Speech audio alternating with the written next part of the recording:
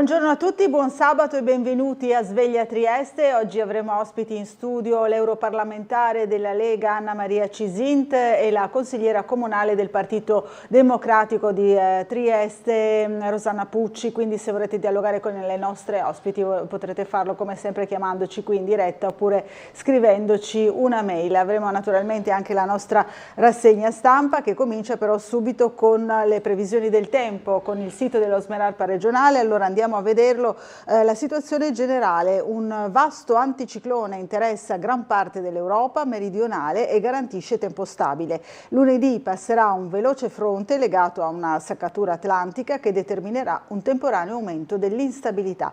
Quindi vediamo per la giornata di oggi, cielo variabile sulla zona montana, da sereno a poco nuvoloso su pianura e costa. Nel pomeriggio non si esclude qualche locale rovescio su Alpi e Prealpi Carniche, specie verso il Cadore. Fino alle ore centrali soffierà bora moderata sulla fascia orientale e sulla costa, con raffiche anche sostenute a Trieste. Poi Brezza. Per domani, domenica 22 giugno, cielo sereno su pianura e costa, poco nuvoloso sulla zona montana, venti deboli al regime di Brezza. Ancora lunedì 23, al mattino cielo sereno poco nuvoloso su tutta la regione, nel pomeriggio aumento della nuvolosità verso la zona montana dove saranno possibili rovesci e temporali sparsi che non è del tutto escluso possano interessare la pianura, venti deboli a regime di Brezza. Questa è la situazione, il quadro meteo di questo fine settimana e l'inizio della prossima. Allora andiamo a vedere le prime pagine ora dei quotidiani in edicola oggi. Allora vediamo il piccolo di Trieste, cominciamo sempre dal quotidiano locale. Al centro c'è il porto ci preoccupa le reazioni dopo la revoca da parte del commissario Gurrieri del segretario generale Torbianelli. Le voci degli operatori, Parisi, mancano stabilità e strategia, Summer dispiace per Torbianelli, sorpresa, sconcerto, una buona dose di incertezza, frenare anche la voglia di commentare. La notizia della rimozione del segretario generale dell'Authority Vittorio Torbianelli, sollevato dall'incarico da parte del commissario Antonio Gurrieri, che lo aveva nominato appena una settimana prima, ha lasciato il segno negli ambienti portuali ed economici triestini e tra gli operatori c'è chi preferisce il silenzio e chi invece commenta. Parisi, mancano stabilità e strategia, Summer dispiace per Torbianelli. Questo è il quadro, andremo a vederlo poi nelle pagine interne. Si torna a parlare di terzo mandato, per Fedriga la partita non è ancora chiusa, mercoledì la mozione di fiducia. Fedriga conserva un briciolo d'ottimismo, forte tutto sommato di un mandato che scadrà appena tra 3 anni. Decisione della Giunta, asili, 107 milioni per le rette, in arrivo pratiche più veloci. Ieri è stata una giornata di passione, venerdì di passione, sciopero dei trasporti per treni e autostrade. Ancora giro di prostitute, donna cinese patteggia quasi 2 anni. Caso Resinovic, si torna a parlarne perché c'è attesa per lunedì per le parole dell'amico Sterpin in occasione dell'incidente probatorio. Portovecchio è ancora una casa per migranti. Il reportage, un anno fa lo sgombero dell'ex Silos, un migrante lo vediamo attraverso uno dei magazzini sopra panni stesi e ancora appunto un luogo dove trovano rifugio, ricovero i migranti. Andiamo a vedere sempre le notizie sul piccolo, ma gli scenari internazionali. Teheran apre ai delegati dell'Unione Europea, proseguiamo il negoziato, il vertice di Ginevra, una notizia che troveremo un po' su tutti i giornali. Poi le 100 imprese al top del Basso Isontino, in questa iniziativa del piccolo, e poi Zoff Junior, il super caccia ai piani di Leonardo, Montepaschi e il tempismo delle vertenze legali, le notizie economiche. Ancora i contrasti della piazza pacifista, il commento di Massimiliano Panarari e poi oggi la ricorrenza, musica se la festa non è abbastanza. Oggi è la festa della musica, nell'82 fu una delle più brillanti trovate di Jack Lang, pimpante ministro della cultura di Mitterrand. Allora, la barca dei reali torna a nuova vita, il refitting della Undine 1895, vediamo qui la foto sul piccolo. Piccolo di Gorizia Monfalcone, anche qui il porto in primo piano, ne parleremo sicuramente anche con l'ex sindaco di Monfalcone Cisint, che è anche nell'autorità portuale. Allora, terzo mandato per Fedriga anche qui, ma c'è anche lo sciopero dei trasporti dal punto di vista isontino, e qui vediamo anche i passeggeri in attesa all'aeroporto di Ronchi, che è naturalmente collegato da tutto un sistema intermodale, quindi passione anche per i viaggiatori che dovevano prendere l'aereo. Divieti e navette per i concerti Go 2025 alla Casa Rossa, l'allestimento del palco, vediamo qui alla Casa Rossa, scatta la mini rivoluzione al traffico in vista dei primi grandi show, primo lunedì artisti italiani, poi martedì i Massive Attack, controlli estivi rafforzati a Monfalcone con 10 agenti in più, ne avevamo parlato qualche giorno fa, e poi passato e presente delle genti dell'Isonzo in un docufilm. Andiamo a vedere ora gli altri quotidiani, i quotidiani nazionali, cominciamo col Corriere della Sera.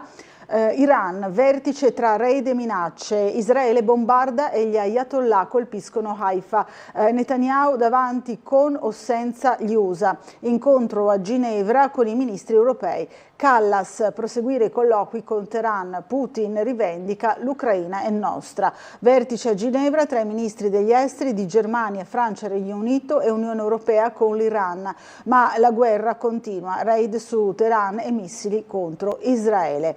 È l'ora delle scelte scomode, il commento 7 giorni di Francesco Verderami, poi vediamo ancora Steve Bannon, giusto frenare Trump pensi agli americani, e poi ancora Naj Mohammadi, si mobilitino tutti i Nobel per la pace, un appello agli scrittori, agli artisti e agli attivisti civili affinché si faccia il possibile per fermare il conflitto da un altro Nobel per la pace. Il personaggio, l'infanzia, le fatiche, i trionfi e gli errori, Moser si racconta, miracolato a 4 anni, ero lo sceriffo della bici. Londra, via libera al suicidio assistito per soli 23 voti, il caso, il sì alla Camera dei Comuni. Il giallo di Villa Pamphili, così i fondi al film, duplice omicidio, accusa Kaufman anche per Anastasia, anche per la donna, non solo per la bambina, trovate morte entrambe appunto a Villa Pamphili a Roma. La Repubblica, Israele, non ci fermiamo, Netanyahu avanti con gli attacchi a Teheran, vertice Unione Europea, Iran per la soluzione diplomatica, Trump non posso chiedere uno stop a chi sta vincendo la guerra, l'Europa non è d'aiuto. Vediamo ancora epurare e punire l'idea di cultura che ha la destra, il commento di Massimo Giannini. Qui in centropagina Bologna, metalmeccanici in corteo denunciati con il DL sicurezza. È una notizia che con accenti diversi troveremo su altri quotidiani. Vediamo anche Villa Pamphili, l'americano ha ucciso 2 volte, Cipriani a Venezia non si resiste, Bezos uno dei tanti. La stampa, missili di Teheran, rischio Mediterraneo, Ginevra, l'Iran apre uno spiraglio al negoziato sul nucleare, razzi su Haifa, a Gaza nuova strage, i timori di Parigi e Roma che pronta a spostare soldati dall'Iraq, perché tutti cercano di guadagnare tempo e l'analisi.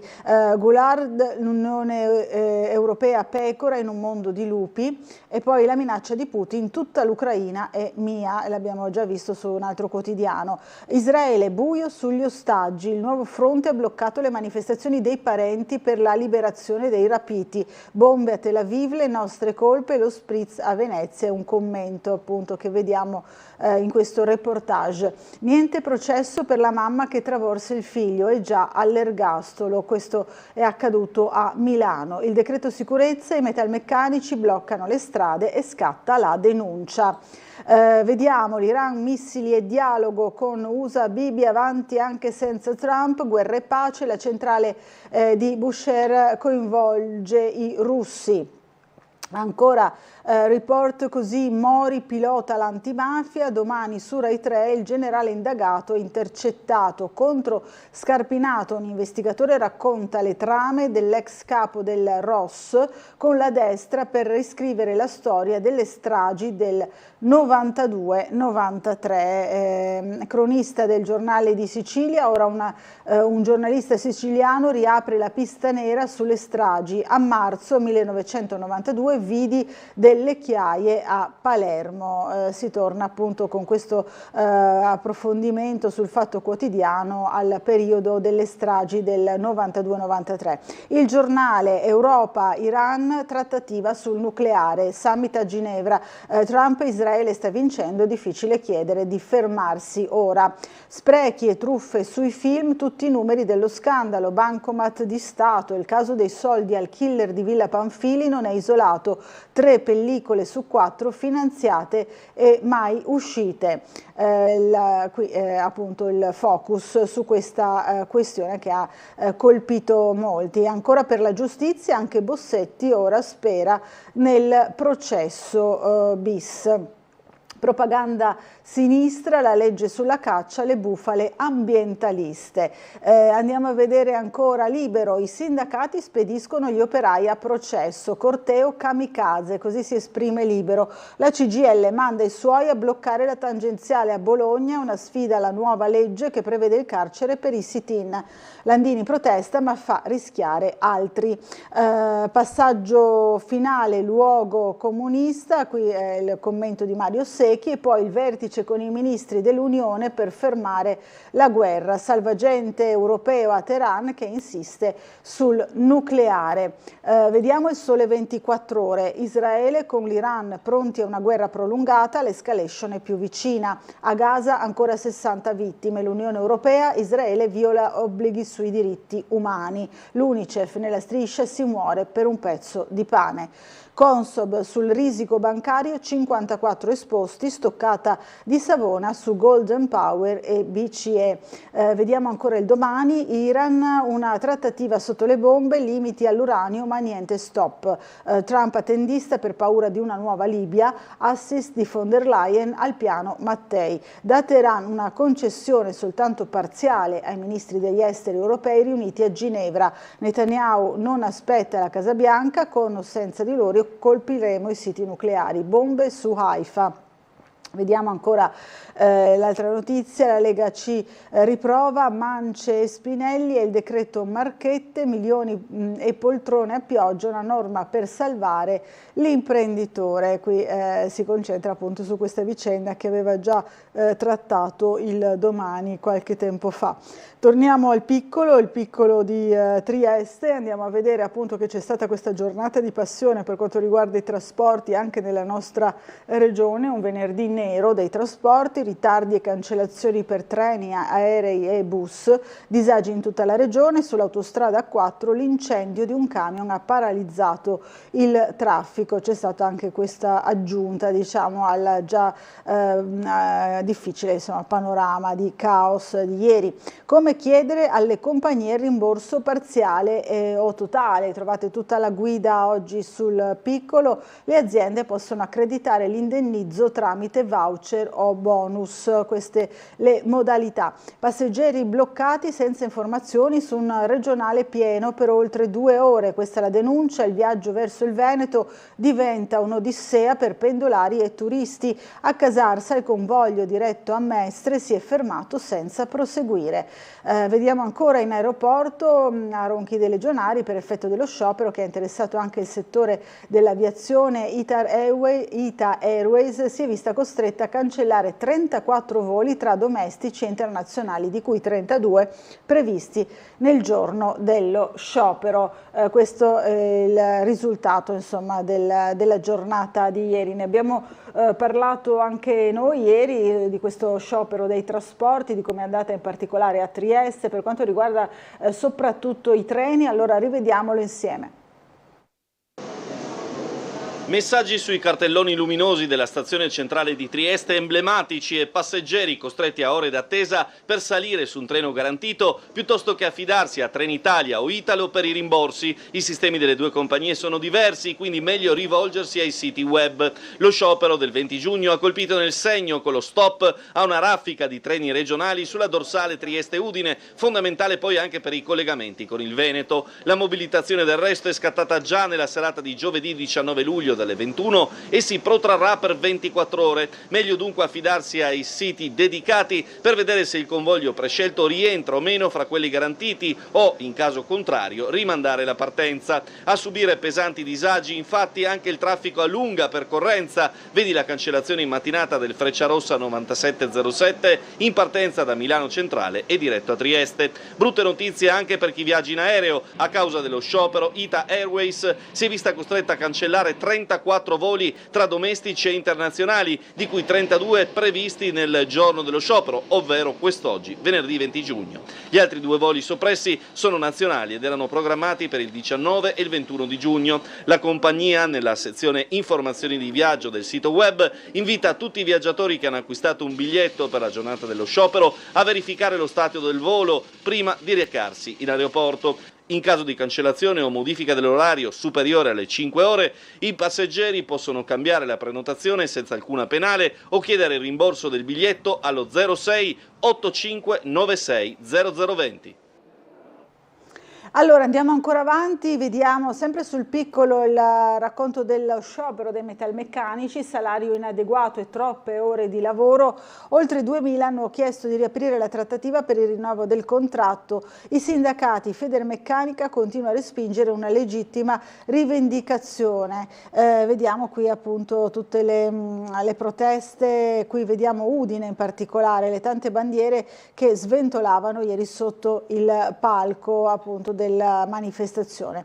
La mozione, l'opposizione rilancia usare l'autonomia per il salario minimo. Qui vediamo i capigruppo in Consiglio regionale di Partito Democratico Diego Moretti e Patto per l'Autonomia Massimo Moretuzzo. Allora siamo alla questione del porto, la politica in porto. Ora c'è preoccupazione tra gli operatori. Parisi, mancano stabilità e strategia. Summer dispiace per Torbianelli. Lo scenario è quello del più classico dei day after, sorpresa, sconcerto e una buona dose di incertezza a frenare anche la voglia di commentare. Qui abbiamo già visto appunto alcune delle posizioni.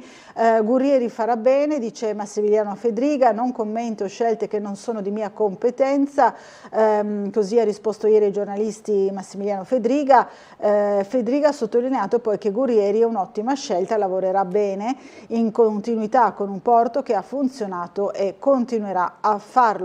E proprio lo stesso Fedriga è intervenuto anche sempre su richiesta dei giornalisti a margine di un incontro sul terzo mandato, lasciare accesa la fiammella, così si è espresso Massimiliano Fedriga. Secondo il presidente della regione la partita non è ancora chiusa, mercoledì sarà depositata la mozione programmatica in Consiglio regionale, la famosa mozione diciamo così anticrisi o comunque per la fiducia al prosieguo di questa giunta regionale, di questa maggioranza regionale. Allora anche noi abbiamo intervistato Massimiliano Fedriga ieri proprio sulle questioni del terzo mandato e della mozione in aula, allora rivediamo insieme il servizio. La mozione della prossima settimana se ne discute ormai, è pronta?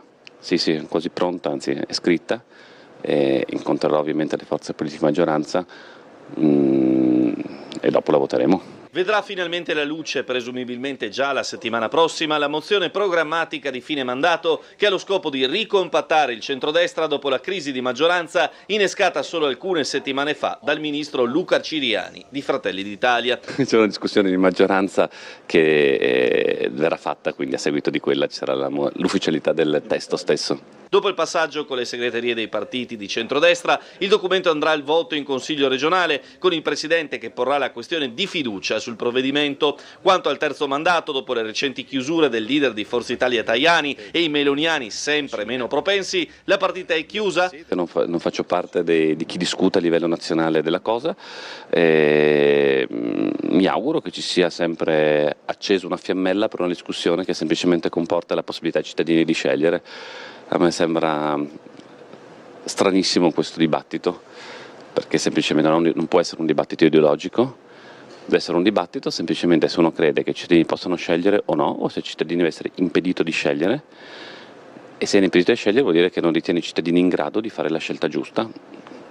Non è un concetto democraticissimo, diciamo. Dunque la bagarre sulla revoca delle deleghe a Vittorio Torbianelli, segretario generale facente funzioni del Porto di Trieste, che ha scatenato una ridda di polemiche del centro-sinistra per quello che viene definito un gioco di spartizione di poltrone della maggioranza del governo.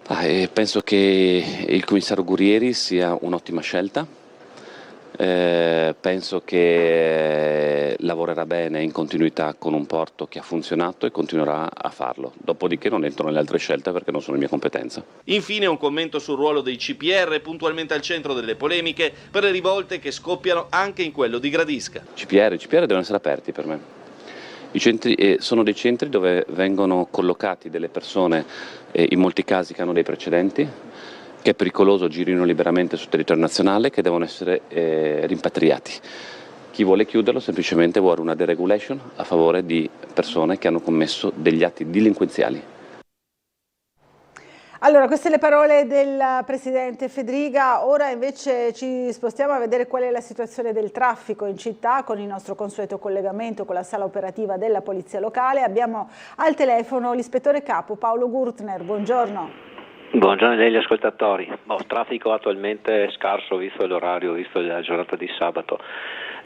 Faccio presente che le rive saranno inibite alla sosta per l'arrivo delle navi, saremo presenti già nell'arco della mattina. Per quanto riguarda la giornata odierna, molto incentrata per quanto riguarda lo svolgimento del campionato nazionale juniores di ciclismo, sia oggi e domani, con divieti già in atto nell'area del Porto Vecchio, Magazzino 28 e Generali Convention Center.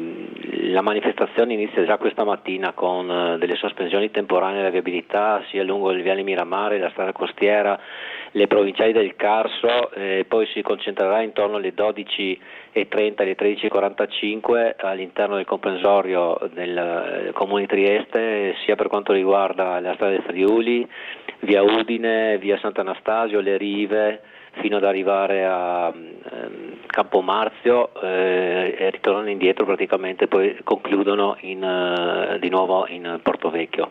Quindi attenzione, in quegli orari là ci saranno appunto queste sospensioni temporanee per consentire l'arrivo delle cicliste. Questa sera ricordo il Triskel con le solite deviazioni e i divieti nelle aree adiacenti, e per quanto riguarda il resto la nottata è andata tranquilla, abbiamo avuto solamente un incidente per fortuna senza grosse conseguenze per 2 feriti che erano a bordo di un ciclomotore, motociclo. Direi che per oggi sarebbe tutto. Ricordo ancora Serra Estate al Castello di San Giusto con dei divieti in via Grossi e via della Rimembranza, quindi attenzione per la movimentazione dei veicoli che portano gli allestimenti, ci potrebbero essere dei problemi, chi ha i veicoli là verranno rimossi. C'è anche il Triskel, il festival al Ferdinandeo, non ha dato problemi ieri sera? No, non abbiamo avuto notizie di problematiche legate alla viabilità, anche perché l'ordinanza insomma è abbastanza rodata negli anni, no? Quindi dalle ore 20 vengono appunto istituiti i sensi unici previsti sulla via Marchesetti e sulla via dei Mille, quindi al momento non abbiamo avuto nessun problema. Ieri, se non sbaglio, era il primo giorno, poi forse non ha preso piede tutta la manifestazione. Ancora. Va bene, grazie comunque. Allora, grazie di tutte le informazioni, buona giornata e buon lavoro sia a lei che ai suoi colleghi. Saluto a tutti. Salve. Grazie. Noi proseguiamo ancora, andiamo avanti con le notizie sul giornale, sul Piccolo, sempre di Trieste, con la cronaca proprio di Trieste. Allora ci racconta Francesco Codagnone che un anno fa ci fu lo sgombero dal Silos, migranti ancora in Portovecchio, sono diverse decine tra chi è di passaggio e chi è irregolare, i gruppi sparpagliati nei diversi edifici. Il nodo dell'accoglienza a un anno dallo sgombero del Silos. Questa è la situazione che viene raccontata oggi, l'abbiamo fatto più volte anche noi nel corso di quest'anno, certificando appunto che ci sono tante ancora persone che vivono all'interno delle strutture abbandonate. Ancora andiamo avanti sempre sul Piccolo, più di 13.000 profughi arrivati nel 2024, aumenta l'invisibilità, sistema inadatto, e questa è la denuncia delle organizzazioni umanitarie nella giornata del rifugiato. Anche di questo insomma ci siamo occupati con i numeri, con tutti i numeri per quanto riguarda proprio Trieste, ma anche il Friuli Venezia Giulia. Allora rivediamo insieme il servizio. E le persone in strada non le riusciamo a conteggiare perché c'è una dispersione maggiore, sono molto più dispersi nell'area del Portovecchio di quanto fossero prima. Certamente sono meno che nel passato, ma sono un numero elevato, sicuramente più di 100, questo non c'è dubbio. 13.419 persone incontrate, oltre 8.000 sono uomini, più di 2.000 minori non accompagnati, 539 le donne sole e 422 nuclei familiari. Sono alcuni dei dati afferenti all'anno 2024 presentati nel corso della giornata mondiale dei rifugiati. I migranti che arrivano a Trieste nella maggioranza dei casi sono afghani, poi cittadini da Siria, Pakistan, Bangladesh, Kurdistan turco, Nepal e Turchia. Per quanto riguarda la situazione attuale, fra gennaio e maggio di quest'anno sono state 2.971 le nuove persone incontrate dal sistema di accoglienza, di cui l'81% sono adulti e il restante 19 minori. Già possiamo smentire la lettura purtroppo molto diffusa ma errata per l'appunto, che vede una diminuzione degli arrivi. In realtà noi abbiamo registrato nel corso del 2024 una diminuzione del 16%, che sembra essere più o meno stabile nel 2025, quindi una diminuzione sì, ma molto modesta, molto più modesta del crollo che è stato invece annunciato. Non c'è nessun crollo degli arrivi e soprattutto anche questa differenza potrebbe anche essere legata in realtà a una maggiore invisibilità dei transiti, quindi non siamo neppure certi che si tratti di una vera diminuzione. L'unico miglioramento della situazione a Trieste, sottolinea il presidente di ICS, è la sistematicità dei trasferimenti di migranti verso altre regioni, ma, insiste Schiavone, sono ancora troppo lunghi i tempi di attesa per ottenere in questura la documentazione necessaria al soggiorno in Italia. Nuova problematica legata ai tempi di accesso alla questura e alla manifestazione di volontà di chiedere, appunto, alla manifestazione della volontà di chiedere protezione. I tempi di attesa vanno oltre i 20 giorni, durante i quali le persone sono completamente abbandonate in strada. Allora, torniamo sul Piccolo per le altre notizie di cronaca. Giro di prostituzione cinese, donna patteggia quasi 2 anni. L'imputato ha gestito un appartamento in via Capodistria fino al blitz della polizia. Inseriva online gli annunci delle connazionali e si occupava delle telefonate. Anche a Roiano era stato scoperto un alloggio a luci rosse in via Tor San Piero. A Padriciano, capriolo ferito a morte da un cane. Ancora evasione del fisco e riciclaggio. Impresario edile va a processo, questo è il procedimento e l'azione della Guardia di Finanza. Rapina nella sala slot, la ricorderete in via Giulia, preso anche il complice, soldi rubati per la droga, il colpo appunto in via Giulia. Il caso Lilli in aula, attesa per le parole dell'amico Sterpin al PM e alla difesa, e c'è attesa appunto per l'incidente probatorio. L'avvocato dell'86enne dice è tranquillo, ribadirà quello che ha già riferito agli inquirenti nel corso di tutti questi anni. Il giallo resino dice l'incidente probatorio di lunedì, il caso Lilli in aula, attesa appunto per le parole dell'amico Sterpin al PM e alla difesa. Allora rivediamo insieme il nostro servizio che riprende anche alcune delle parole proprio di Sterpin che appunto Claudio Sterpin ci aveva già detto su alcuni particolari sempre del caso. Risentiamolo. Sebastiano sapeva tutto di noi da mesi, per non dire da qualche anno. Claudio Sterpin lo aveva detto più volte a Tele4, Visintin sapeva tutto, ora alcuni scatti fotografici potrebbero confermarlo. Si tratta di foto risalenti a oltre 20 anni fa che ritraggono Liliana Resinovic insieme con Claudio Sterpin a una manifestazione sportiva organizzata dall'associazione da lui presieduta nel 2003 e un'altra datata 1 gennaio 2013 in cui Sterpin si tuffa in mare durante il tradizionale tuffo di Capodanno a Barcola. Sono alcune immagini scattate da Sebastiano Visintin contenute in una cartella denominata Modigliani, archiviata insieme ad altro materiale in 5 hard disk che lo stesso Visintin, il marito di Liliana, avrebbe chiesto a un amico di custodire trattandosi di foto personali pochi giorni dopo la scomparsa della donna avvenuta a metà dicembre 2021. La notizia è stata diffusa dalla trasmissione televisiva Quarto Grado. Essa potrebbe dimostrare che Visintin era al corrente della frequentazione di Liliana con Sterpin,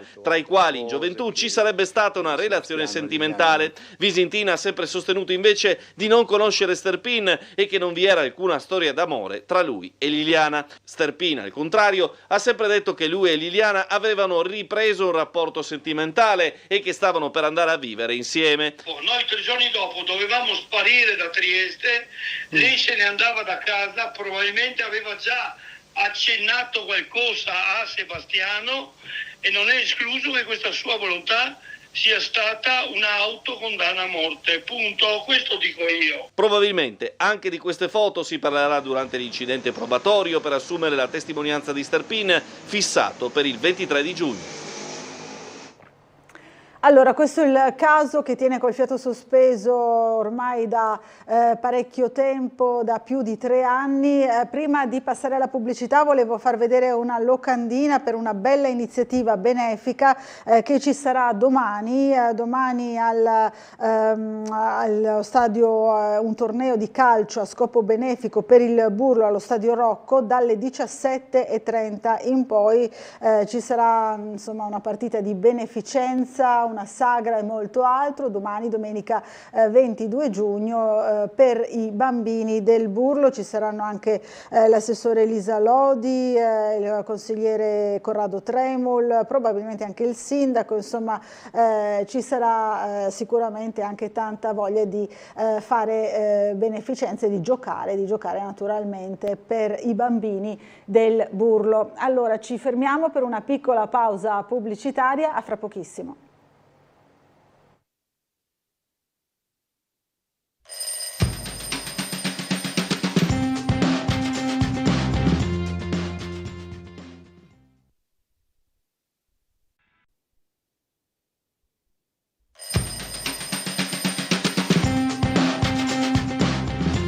Rieccoci in diretta con la nostra rassegna stampa del mattino di questo sabato mattina, allora 7:36, andiamo subito a vedere le notizie ancora sul piccolo di Trieste, di questo fenomeno delle bande giovanili tra molestie e risse, analizzato oggi sul piccolo, dalla costa di Vuggia ai Topolini, sul lungomare Venezia, Bagnino costretto a chiudere la postazione, intervento dei carabinieri, un fenomeno seguito dalla polizia locale in entrambi i comuni. Andiamo ancora a vedere sempre sul piccolo la Queen dei Mari, l'abbiamo visto in prima pagina, amata dai reali inglesi, rinasce grazie all'eccellenza nautica del Friuli Venezia Giulia.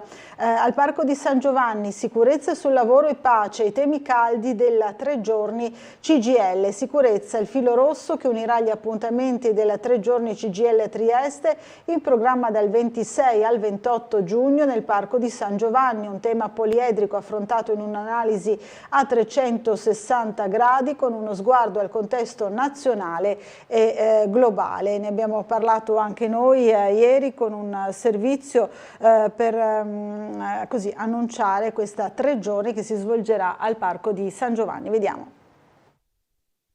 Quest'anno la portiamo all'interno dell'ex comprensorio dell'ospedale psichiatrico di San Giovanni, che è chiaramente un luogo iconico per quella che è stata insomma la rivoluzione basaliana, quindi c'è tutto un significato. Lo portiamo all'interno del Roseto e la portiamo anche all'interno del Teatro Basaglia, lo portiamo con tanti ospiti. Ecco dove si svolgerà la festa della CGIL a Trieste nella 3 giorni del 26, 27 e 28 giugno. Dibattiti e conferenze, ma anche momenti conviviali con tanti ospiti, focus in particolare sul tema della sicurezza. intesa però a 360 gradi, non solo salute e sicurezza, ma anche sicurezza di chi un posto di lavoro vorrebbe conservarlo e sicurezza anche dal punto di vista sociale. Altre iniziative che riguardano ad esempio l'esperienza prodotta della psichiatria con Peppe Dell'Acqua e con ospiti rilevanti come ad esempio Giuseppe Conte, tanti segretari nazionali della CGIL e tanti ospiti che hanno insomma dato la loro presenza, e quindi pensiamo che, e invitiamo naturalmente tutti i cittadini e cittadine a presenziare, e avremo anche la parte più ludica, diciamo, con riferimento al posto delle fragole. Abbiamo invitato le istituzioni locali, regionali e nazionali, quindi noi abbiamo esteso naturalmente l'invito sia a partiti e segretari, diciamo, di centrosinistra e di centrodestra. Fra i temi analizzati, impossibile non toccare quello della guerra. Alla festa del sindacato ci sarà anche una rappresentanza di Emergency ed è previsto un collegamento con la Palestina. Emergency si occupa da 30 anni di curare le vittime delle guerre, in questo momento si trova in 3 paesi in guerra, perché si trova operativa in Palestina, in Ucraina, in Sudan, e continua a lavorare anche in Afghanistan, dove si vedono ancora le conseguenze a lungo termine delle guerre. Le testimonianze dei nostri operatori sono chiarissime, il 90% delle vittime delle guerre sono civili, e proprio questo cercheremo di raccontare. All'evento ci sarà un collegamento in diretta da Gaza con una nostra infermiera presente nei nostri presidi sanitari, e poi ci sarà anche un secondo intervento di Raul Pantaleo, che ha fatto esperienza in tutti i contesti di guerra di Emergency e racconterà come i nostri ospedali rispondono alle emergenze. Allora, torniamo a leggere il giornale ancora con le notizie di Trieste del Piccolo. Vediamo che ieri c'è stata questa presentazione, insomma, dei nuovi murales, colori e nuove piante per rilanciare Piazza Perugino. Le aiuole e il muretto semicircolare sono stati decorati da Bridda e Azchi. Recuperata anche l'insegna del park, manutenzione straordinaria del verde nell'ambito del progetto Generazione Planet della BCC, scusate, Venezia Giulia. Un po' di colore e pulizia in Piazza Perugino, dove le tinte degli ultimi anni non sono state certamente allegre, causa alcuni fatti di cronaca e delle frequentazioni non sempre piacevoli. Proprio allo scopo di contrastare questi fenomeni e abbellire l'area delle ultime settimane, il Comune da un lato e il gruppo del progetto che ha vinto il concorso Generazione Planet dall'altro sono intervenuti con i mezzi per ripulire il verde, la pavimentazione, poi con pennelli, rulli e secchi di colore per dare vivacità al grigiore del cemento. Le aiuole hanno così un nuovo volto grazie ai murales che con disegni geometrici colorati di giallo, rosso, azzurro vivacizzano l'ambiente. L'abbiamo visto anche noi con un nostro servizio ieri proprio in Piazza Perugino, un po' di colore, un po' di sistemazione per ridare un po' nuova vita alla piazza, appunto spesso al centro di episodi di cronaca. Rivediamolo insieme. Piazza Perugino rinasce grazie all'arte urbana, un progetto fortemente voluto dall'assessore alle politiche del territorio Michele Babuder insieme al premio Nobel per la pace il professor Filippo Giorgi. Un luogo simbolico di rigenerazione, quello della zona troppo spesso alla ribalta delle cronache per episodi di violenza. Ma proprio per far significare che non è una zona abbandonata, che anche forse con piccoli gesti personali, con un abbellimento del verde, prima non c'erano degli alberi, adesso ne abbiamo ripiantumati di nuovi, con un po' di attenzione, anche con il coinvolgimento dei ricreatori, delle scuole, della parrocchia locale, cerchiamo di contribuire con, in questo caso, i disegni realizzati con il tema della sostenibilità ambientale, il tema soprattutto del verde, cerchiamo di contribuire a migliorare, a abbellire e rendere anche un luogo un po' più piacevole, perché è molto frequentato dai bambini e ritengo che a loro vada posta massima attenzione. La realizzazione dei murales nelle 6 aiuole centrali e lungo il muro semicircolare in fondo alla piazza è stata possibile grazie al concorso Generazione Planet promosso dalla BCC Venezia Giulia. La banca BCC Venezia Giulia ha voluto finanziare questo progetto che si chiama Generazione Planet, vuole finanziare 5 borse di studio per 5 giovani ragazzi che presentano dei progetti legati al mondo della sostenibilità. Qui ad esempio abbiamo la rappresentazione di uno di questi progetti con la riqualificazione di una delle piazze di Trieste, Piazza del Perugino.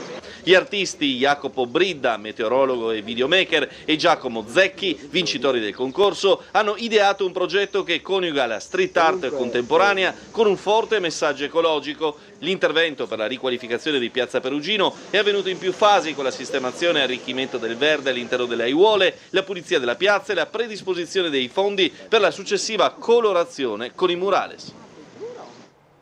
Allora, questa è la realizzazione di uno dei progetti appunto di riqualificazione urbana, l'abbiamo trovato anche qui su Trieste Prima.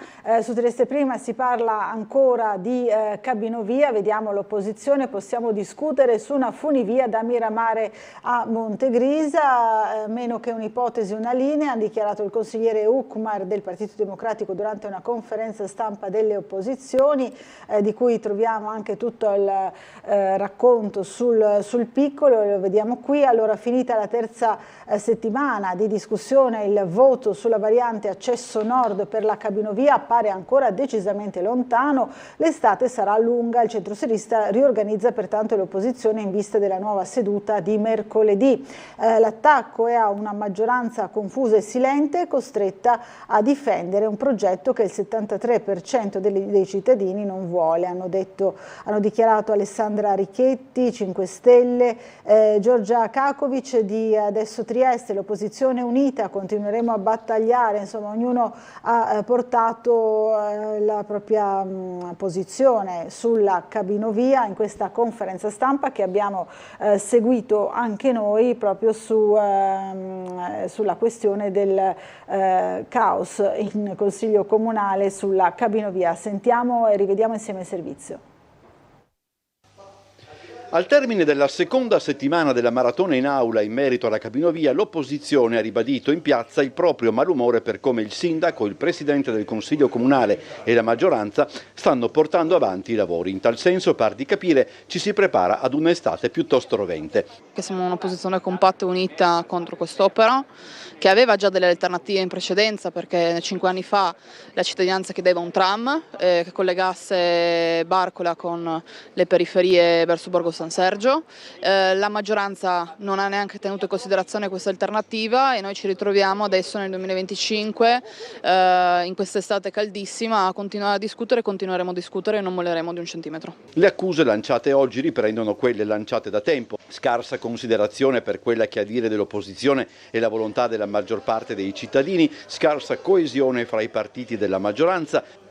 E in tal senso l'ipotesi di prolungare il progetto fino a Montegrisa è vista come una sconfessione dell'intera iniziativa, mancanza di rispetto, oltre che, come detto, una gestione del dibattito eccessivamente disinvolta, tanto che vi potrebbero essere degli strascichi. Io continuo a consegnare via protocollo istituzionale, ma anche via PEC, documenti e memorie, perché le cose devono essere ben chiare e deve essere ben chiaro che mancano una serie di passaggi che ci sono dovuti, che sono dovuti nella tutela dei cittadini.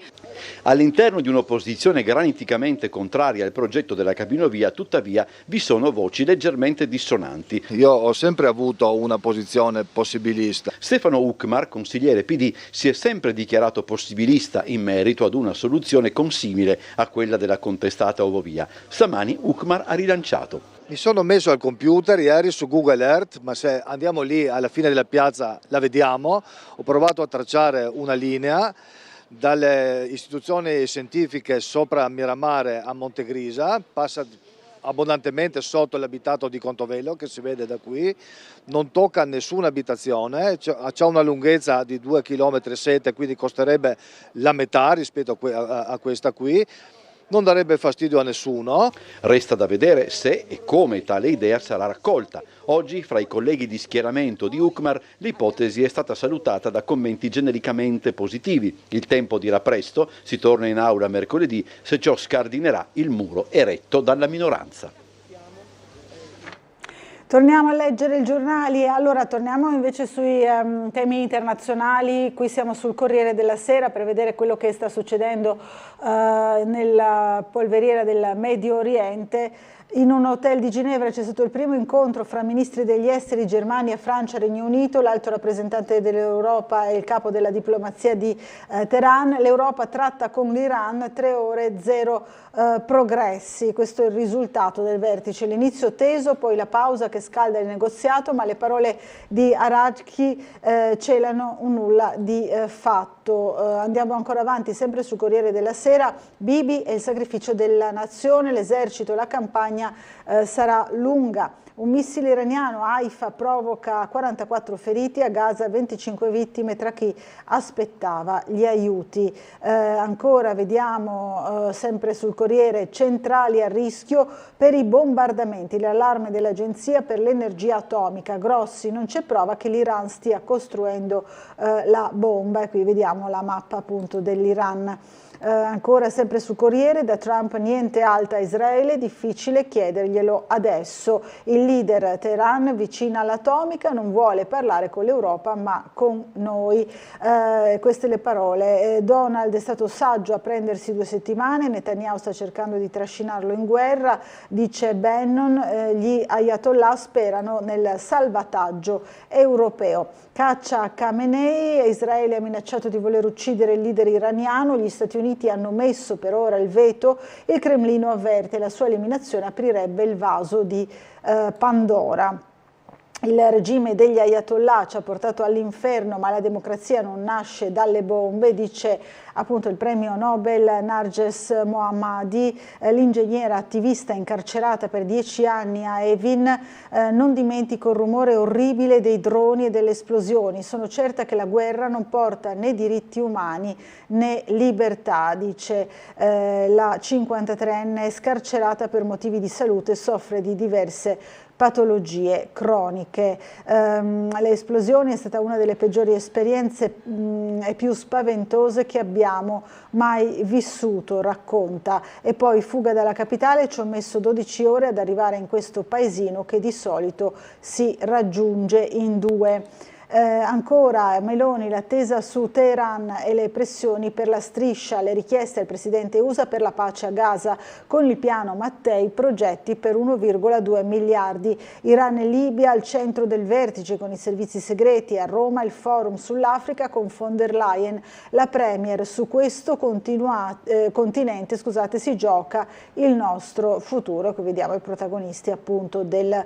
vertice. La NATO non ha più ragione d'esistere, poi Crosetto spiega, deve ingrandirsi il ministro da Alleanza Atlantica a Mondiale. Queste le parole che hanno fatto discutere appunto del ministro Crosetto di Fratelli d'Italia, che guida il Dicastero della Difesa. Per le nostre imprese in gioco il boom di vendite nei paesi del Golfo, le ricadute della crisi in Medio Oriente, le esportazioni di Made in Italy in forte sviluppo in tutta l'area aiutano a compensare i cali in Cina, Germania e Stati Uniti. L'Arabia Saudita è il terzo mercato al mondo cresciuto di più. Ci sono anche le questioni naturalmente economiche. Putin al forum che lo celebra, noi e loro un solo popolo, perciò l'Ucraina è russa. Il leader, Kiev non usi la bomba sporca, l'esito sarebbe catastrofico. Queste le parole di Putin. Gran Bretagna, il suicidio assistito è quasi legge, sì del Parlamento, ora l'ultimo esame alla Camera dei Lord. La giornata, ogni minuto 20 rifugiati, Mattarella, fare di più. Partito Democratico, tensioni per le piazze di Conte, oggi il corteo contro Riarmo, adesioni Dem a titolo personale, martedì l'iniziativa antinato, Picerno, roba da centro sociale, dice. Ancora Prato, si dimette la sindaca indagata su Bugetti del Partito Democratico, inchiesta per corruzione, i 5 Stelle era pronto a sfilarsi dalla giunta, avviso di garanzia anche al vice. La protesta in tangenziale, scatta il decreto sicurezza, metalmeccanici denunciati, lite tra i partiti, Schlein, solidarietà, oggi le parti sociali al Ministero. Regionali, il terzo mandato si allontana, Salvini, subito il tavolo sui candidati. candidati. Martedì ultima chance per un emendamento, il leghista sì all'Election Day.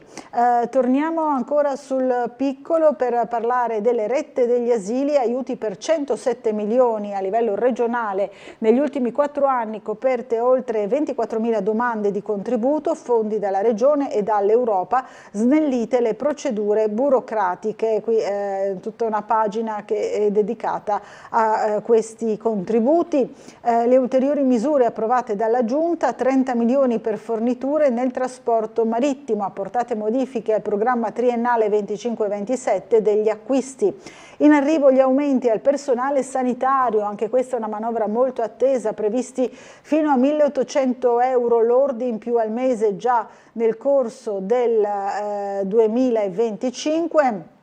Aumenti medi di 1.800 euro lordi mensili per il 2025 a medici, dirigenti, turnisti dei pronti soccorso, anche pediatrici e dei reparti di osservazione breve intensiva. A quelli in servizio alla Sores aumenti di 1.700 euro lordi, a quelli delle 118 e delle automediche di 420 euro lordi e quelli in servizio in settori critici o disagiati di 280 euro lordi. Ecco alcuni esempi degli adeguamenti in busta paga per i professionisti della sanità che potranno scattare grazie alla manovra finanziaria varata dalla Regione. Aumenti degli stipendi per medici, infermieri, OS e amministrativi, adeguamenti nella busta paga. Fedriga risorse per rafforzare le aree più critiche come l'emergenza, urgenza.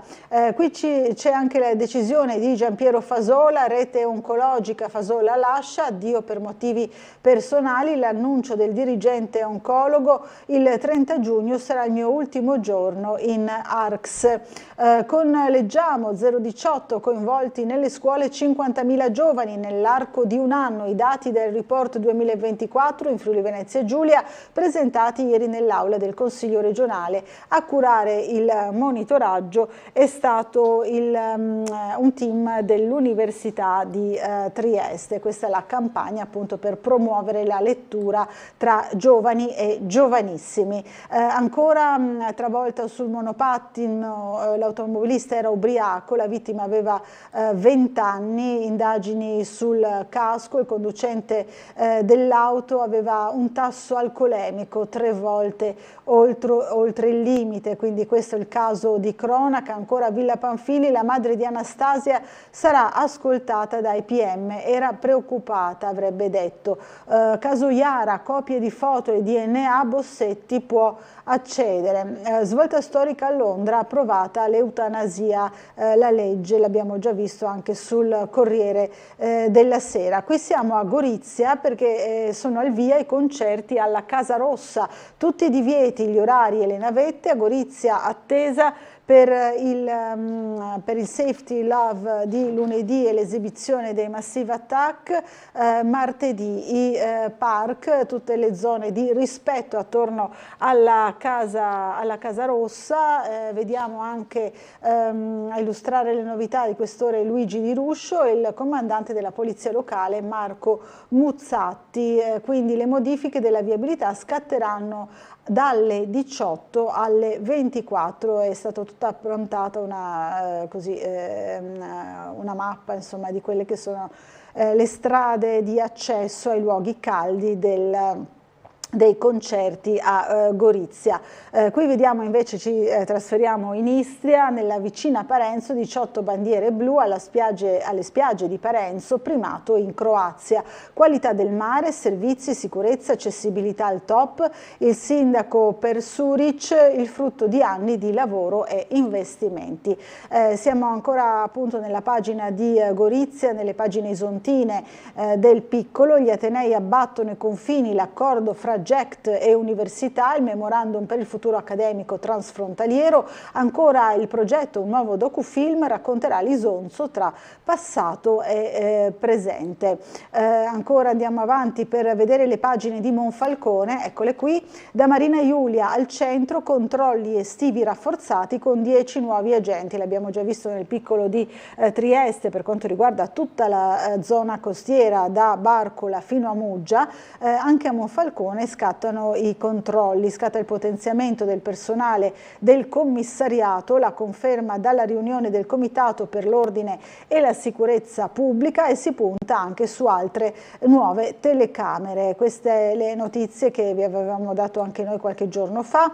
La segreteria si rinnova oggi, Fratelli d'Italia a congresso, Borgia verso il bis, poi domani all'ex pretura assemblea costituente per la civica MCS e i movimenti politici a Monfalcone. E anche qui la Queen dei mari, amata dai reali inglesi, rinasce grazie all'eccellenza nautica Friuli Venezia Giulia, prima barca a motore costruita al mondo. La Undine nel 1895 è stata rimessa a nuovo nei cantieri di Monfalcone e ieri vediamo qui la presentazione, finalmente dopo il refitting nei cantieri appunto vediamo l'imbarcazione in acqua, ieri è accaduta appunto questa nuova inaugurazione. A Ronchi dei Legionari, bivacchi notturni sulla scalinata della scuola, segnalata la presenza di giovani che sporcano l'area e lasciano scritte spray sui muri dell'elementare, chiesti più controlli. Anche Doberdò del Lago tra i comuni coinvolti da oltreconfine Ungaretti, e questa invece è un'iniziativa culturale, quel piccolo miracolo di dedizione e passione che celebra il giornalismo, il festival Le Ali delle Notizie. Qui dice la reporter di guerra Barbara Schiavulli: mi riconcilio con la nostra missione. Si è appena concluso appunto l'importante festival del giornalismo Le Ali delle Notizie, sempre a Ronchi dei Legionari. Torniamo sul piccolo di Trieste per vedere le notizie vicine dei nostri vicini della Slovenia. Allora, fondi dirottati sui media amici per aumentare il consenso di Janša. L'accusa in un report della commissione parlamentare che sta indagando a Lubiana su fatti del 2020. Carburanti, petrol contro il governo, annunciate pesanti misure dopo l'estensione per altri 6 mesi del tetto ai prezzi di benzina e gasolio. Stop agli investimenti. Ancora per l'economia, Banco BPM prevede altre aggregazioni, Tononi valuteremo, questa è la notizia per la pagina dell'economia. E ancora Zoff a capo del maxi piano per il super caccia Leonardo, progetto internazionale con l'inglese Buy Systems e Japan Aircraft Industrial Enhancement. Per guidarlo è stato scelto un amministratore delegato italiano con solide radici nel nord-est. È figlio del mitico portiere della nazionale, il friulano Dino Zoff. Quando il papà commentò: è sempre stato un ragazzo con la testa sulle spalle. Questo il manager che non ti aspetti, insomma, almeno con un genitore che non ti aspetti. Basso Isontino, le 100 migliori imprese, mercoledì l'evento Best Performer all'Auditorium Comunale di Ronchi, l'incontro aperto al pubblico per conoscere le realtà produttive di questa area. Allora, ci dobbiamo fermare per una breve pausa pubblicitaria, ci rivediamo subito dopo con la nostra prima ospite, sarà l'europarlamentare della Lega e consigliera con deleghe a Monfalcone, Anna Maria Cisinta. Fra poco.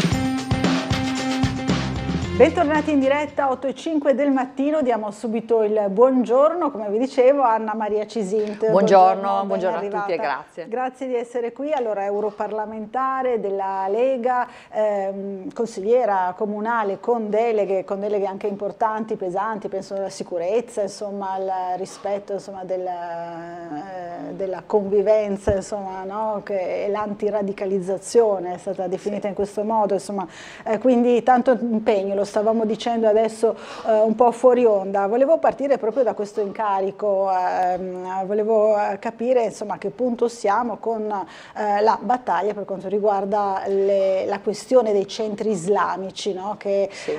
In particolare il Darussalam, che poi doveva essere acquisito dal comune, poi insomma a che punto siamo adesso? Ma allora intanto devo dire che questa battaglia, diciamo, diciamo, no? Per il futuro del nostro popolo. Ormai non la faccio solamente per Monfalcone, dove abbiamo vinto 3 sentenze al Consiglio di Stato molto importanti.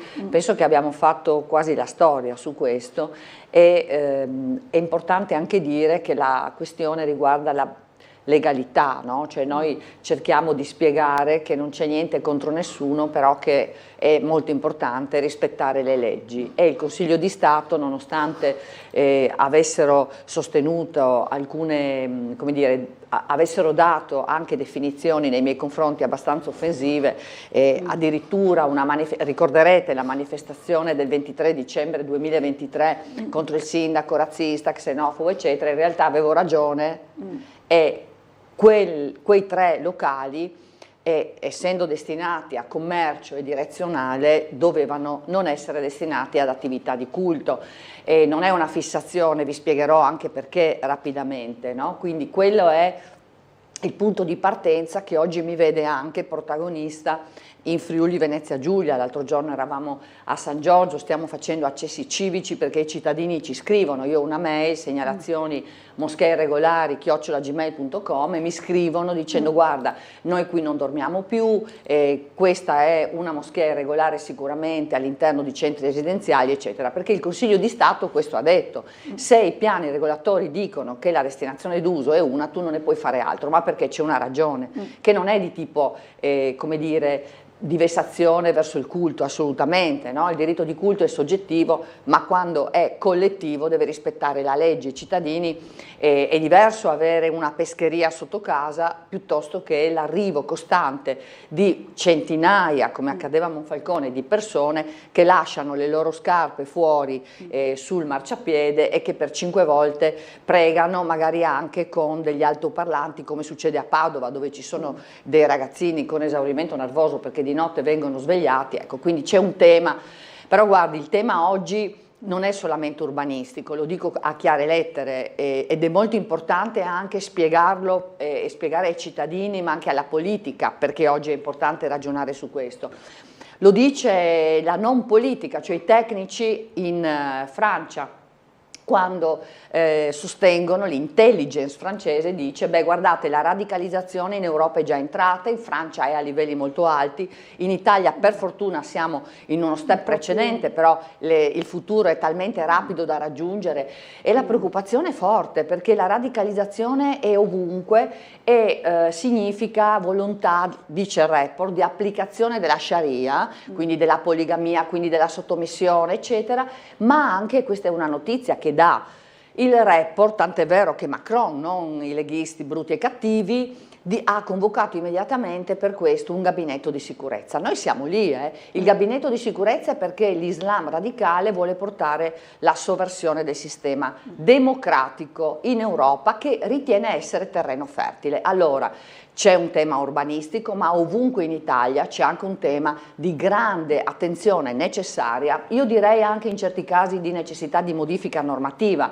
Io me ne sto occupando e portando avanti anche questi temi a livello nazionale, perché c'è bisogno di comprendere che vanno modificate le norme, che va pretesa l'intesa che non c'è, inutile avere delle moschee. Al momento non c'è, non no? c'è, quella prevista dalla Costituzione, Chiaro. no? Quindi mancano le regole di ingaggio. Lei ha mai visto la pubblicazione di bilanci di queste associazioni islamiche? Io ho fatto una ricerca e non ce ne sono. L'UCOI, che è l'Unione delle Comunità Islamiche in Italia, che sovvenziona la realizzazione di moschee con fondi che arrivano spesso dai fratelli musulmani tramite la Charity Foundation, che sono fondazioni, e anche la Qatar Foundation, che sono fondazioni finanziate da diciamo quei paesi pericolosi, tra virgolette, perché affiliati appunto ai fratelli musulmani. Beh, loro non pubblicano il bilancio dal 2012, la provenienza dei fondi è essenziale, quindi quell'intesa darebbe garanzie in termini di che cosa si predica all'interno, anche, no? di trasparenza, certo. da dove arrivano i soldi.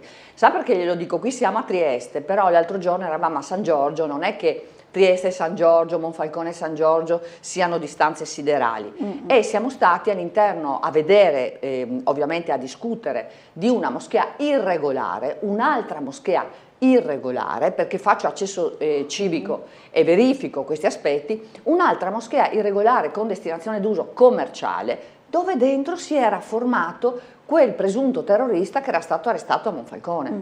Ecco, quindi è un discorso urbanistico, l'abbiamo vinto, ma c'è tutto un tema che riguarda ognuno di noi, perché anche a Trieste mi dicono che ci sono dei garage, ecco, e dobbiamo aver contezza che se vogliamo avere un futuro, la radicalizzazione oggi in questo paese è già un tema, è già un grosso problema. È già un tema da affrontare.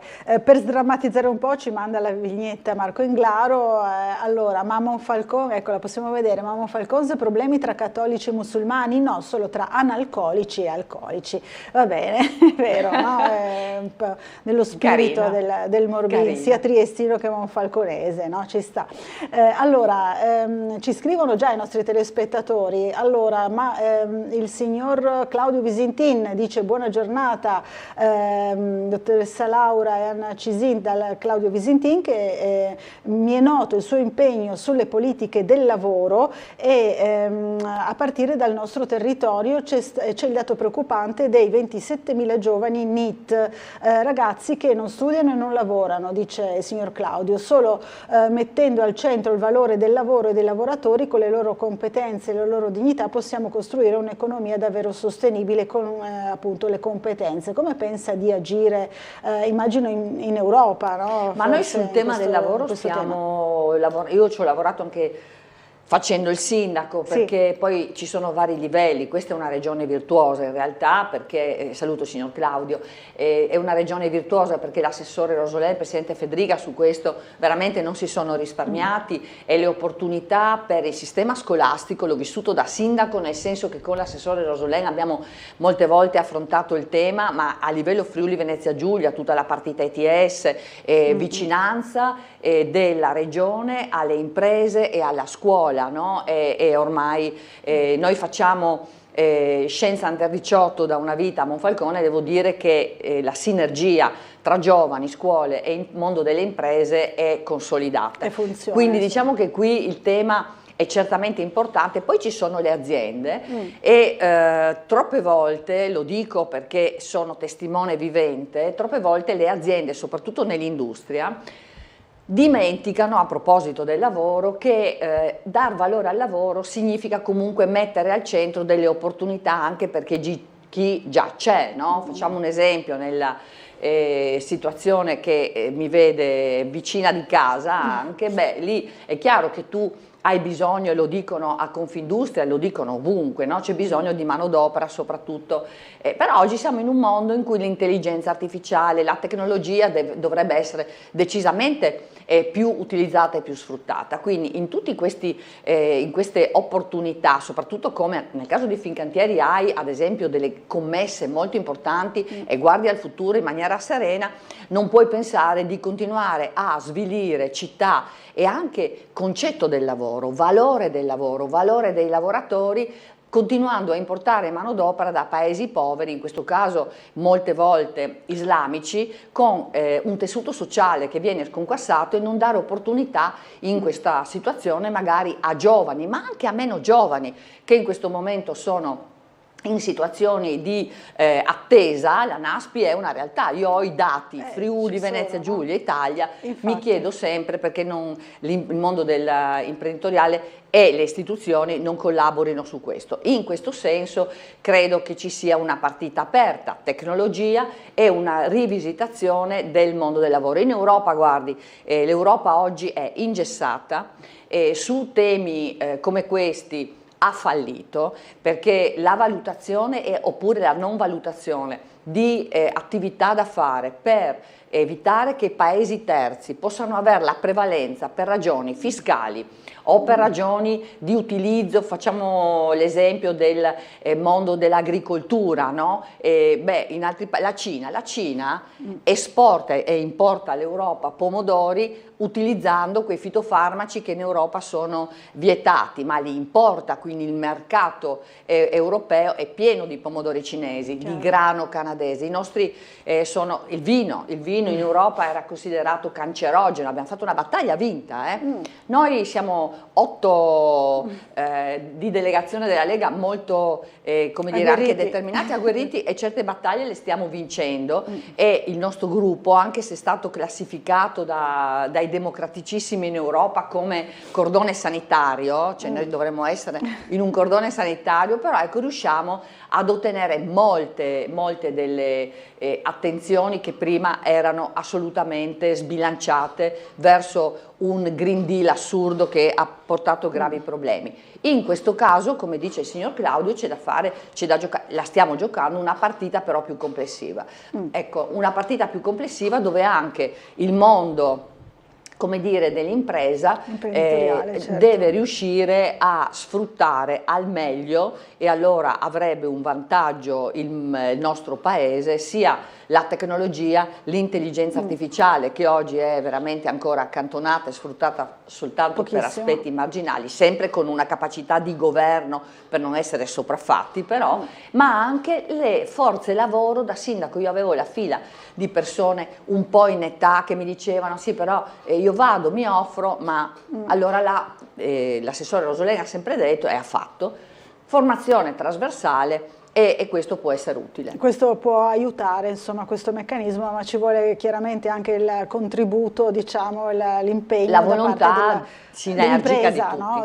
Di tutti quanti, di tutti gli attori in campo. Allora, Pierpaolo invece ci scrive: buongiorno, una domanda alla parlamentare europea Anna Maria Cisinte. La cittadinanza di Monfalcone non solo è succube, dice, della presenza fortemente impattante di stranieri restii all'integrazione con la popolazione civile e all'adeguarsi al vivere occidentale, dice Pierpaolo.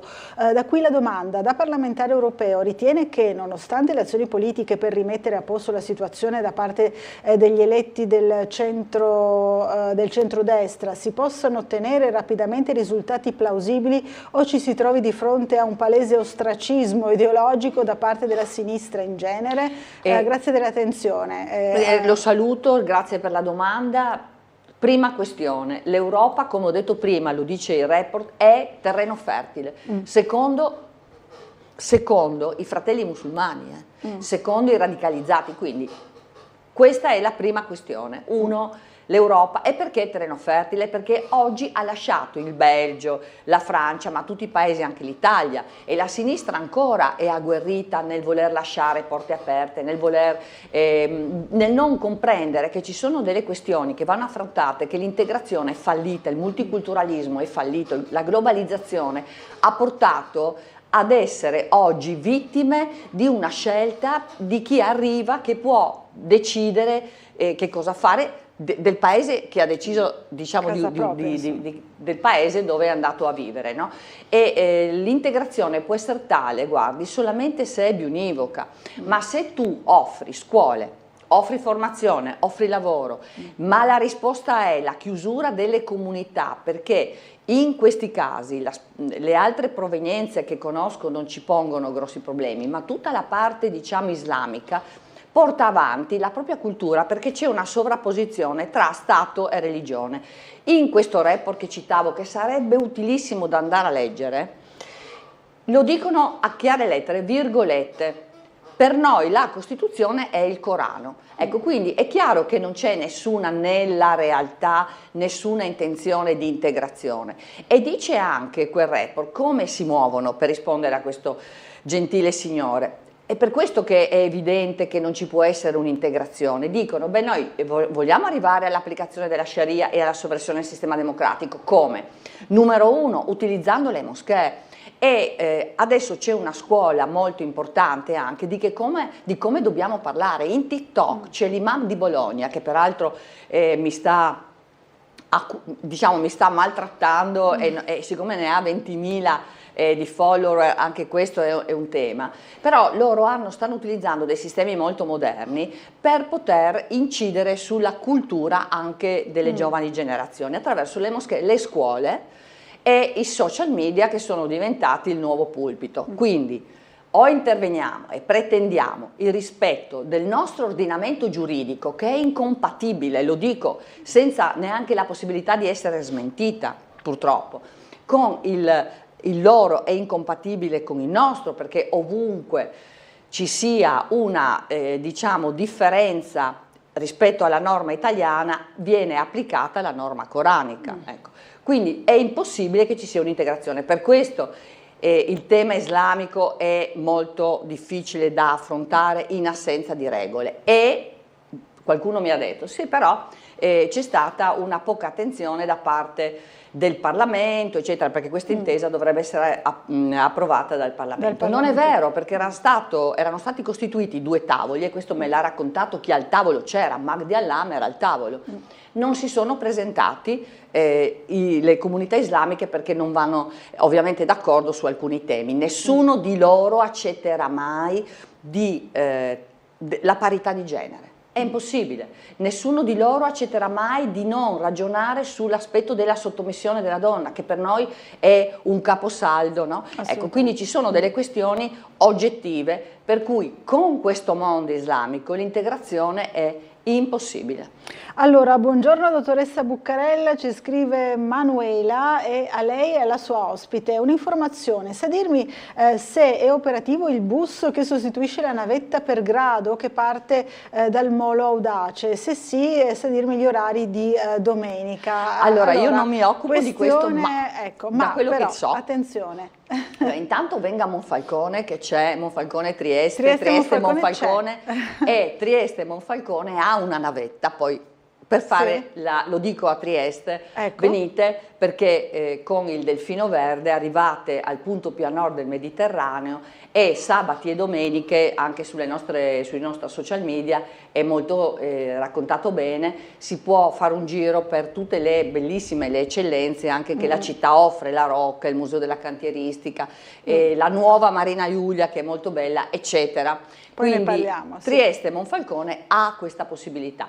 Da quello che ho letto invece stanno ancora cercando di ottenere i permessi, diciamo, ecco, per la Trieste Grado. Sono 2 aziende diverse, la Trieste Trasporti si occupa di Trieste Monfalcone, mentre la APT si occupa di Trieste Grado. Ecco. Quindi dico quello che ho verificato, perché siamo ovviamente tutti lettori, però oggi in questo momento mi risulta che ancora non ci sia. Ancora non c'è, infatti leggo proprio sul sito della TPL, lo consultiamo spesso, insomma, per vedere se viene attivata. No, ma in questo caso dovrebbe essere APT.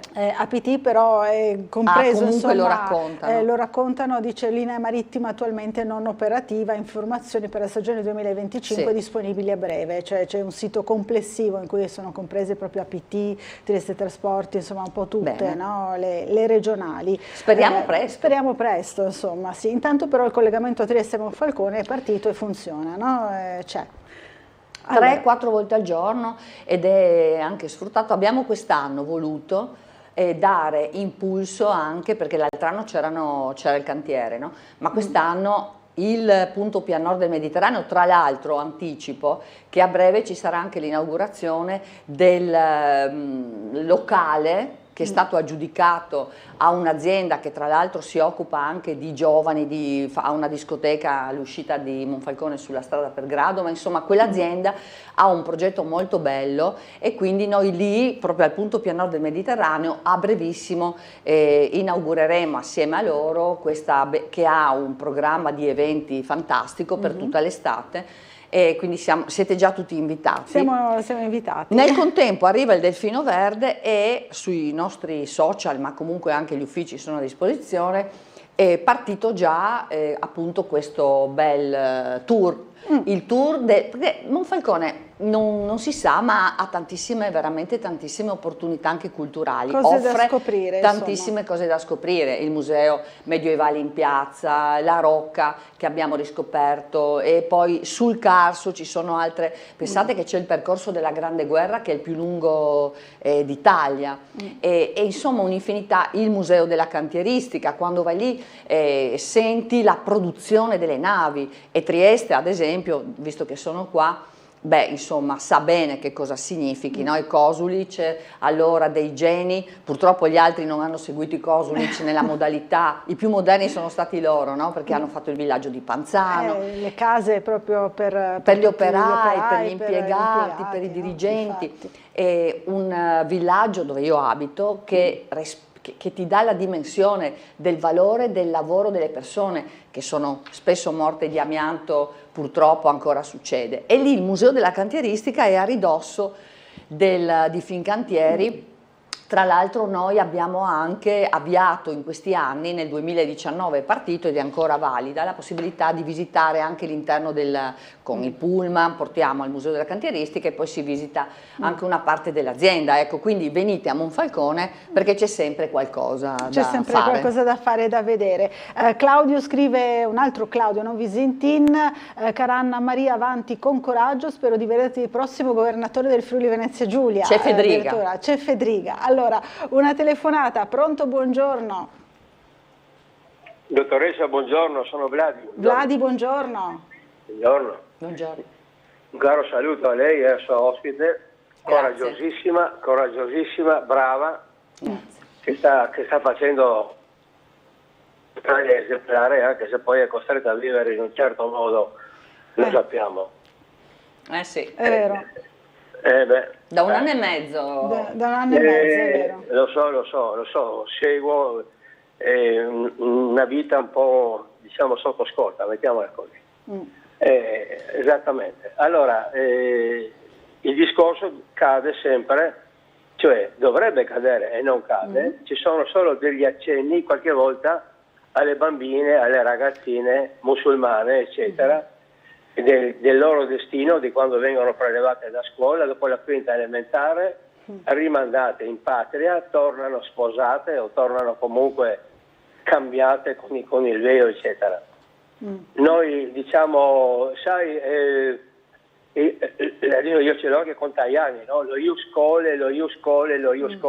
Non è che un bambino che fa la quinta elementare poi è automaticamente italiano, poi neanche lo chiede. Anche perché ha tutti i diritti. Vive in un contesto familiare dove non si parla italiano, quindi lui parla un po' di italiano, quello che può a scuola, poi dopo quando torna a casa parla qualche altra lingua. Certo. Ma tornando sulle bambine, credo che discorso tabù, naturalmente, un discorso tabù che andare a toccarlo si rischia solo di farsi male. Per esempio, io mi chiedo, qualche genitore... Non la sentiamo benissimo, Vladi, non so se dipende non la sentiamo benissimo, la voce va e viene ogni tanto.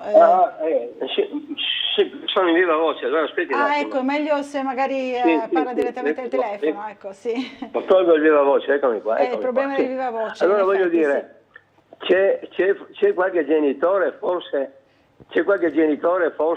che toglie il bambino da scuola o la bambina quando c'è l'ora di musica, perché sappiamo che per esempio gli estremisti islamici non vogliono aborrono la musica, quindi mi piacerebbe sapere se qualche genitore, come per l'ora di religione, per esempio, che qualcuno la frequenta, qualcuno no, se tolgono il bambino dall'ora di musica, per esempio. Capito. Un segnale che non si vuole... Vorrebbe sapere, insomma, è un segnale che si sta in qualche modo rifiutando l'integrazione. Perché chiarissimo, Vladi, il senso della sua richiesta. Allora adesso appunto l'ospite che insomma, ha vissuto, no, direttamente questo tipo di problematica le racconta. Grazie, intanto buona giornata. No, intanto ringrazio il signor Vladi perché mi dà la possibilità di dire anche sì, sono sotto scorta e ricevo, come anche in questo caso recentemente anche in un video TikTok, questo giovane imam che sta a Bologna e che è il successore dell'imam che già è stato espulso dal ministro perché aveva minacciato la sicurezza dello Stato. Ecco, parliamo di cose di questo tipo. Il suo successore lo richiama come un grande esempio, quindi anche lui mi ha in qualche modo aggredito, tra virgolette, verbalmente, quindi continua, diciamo,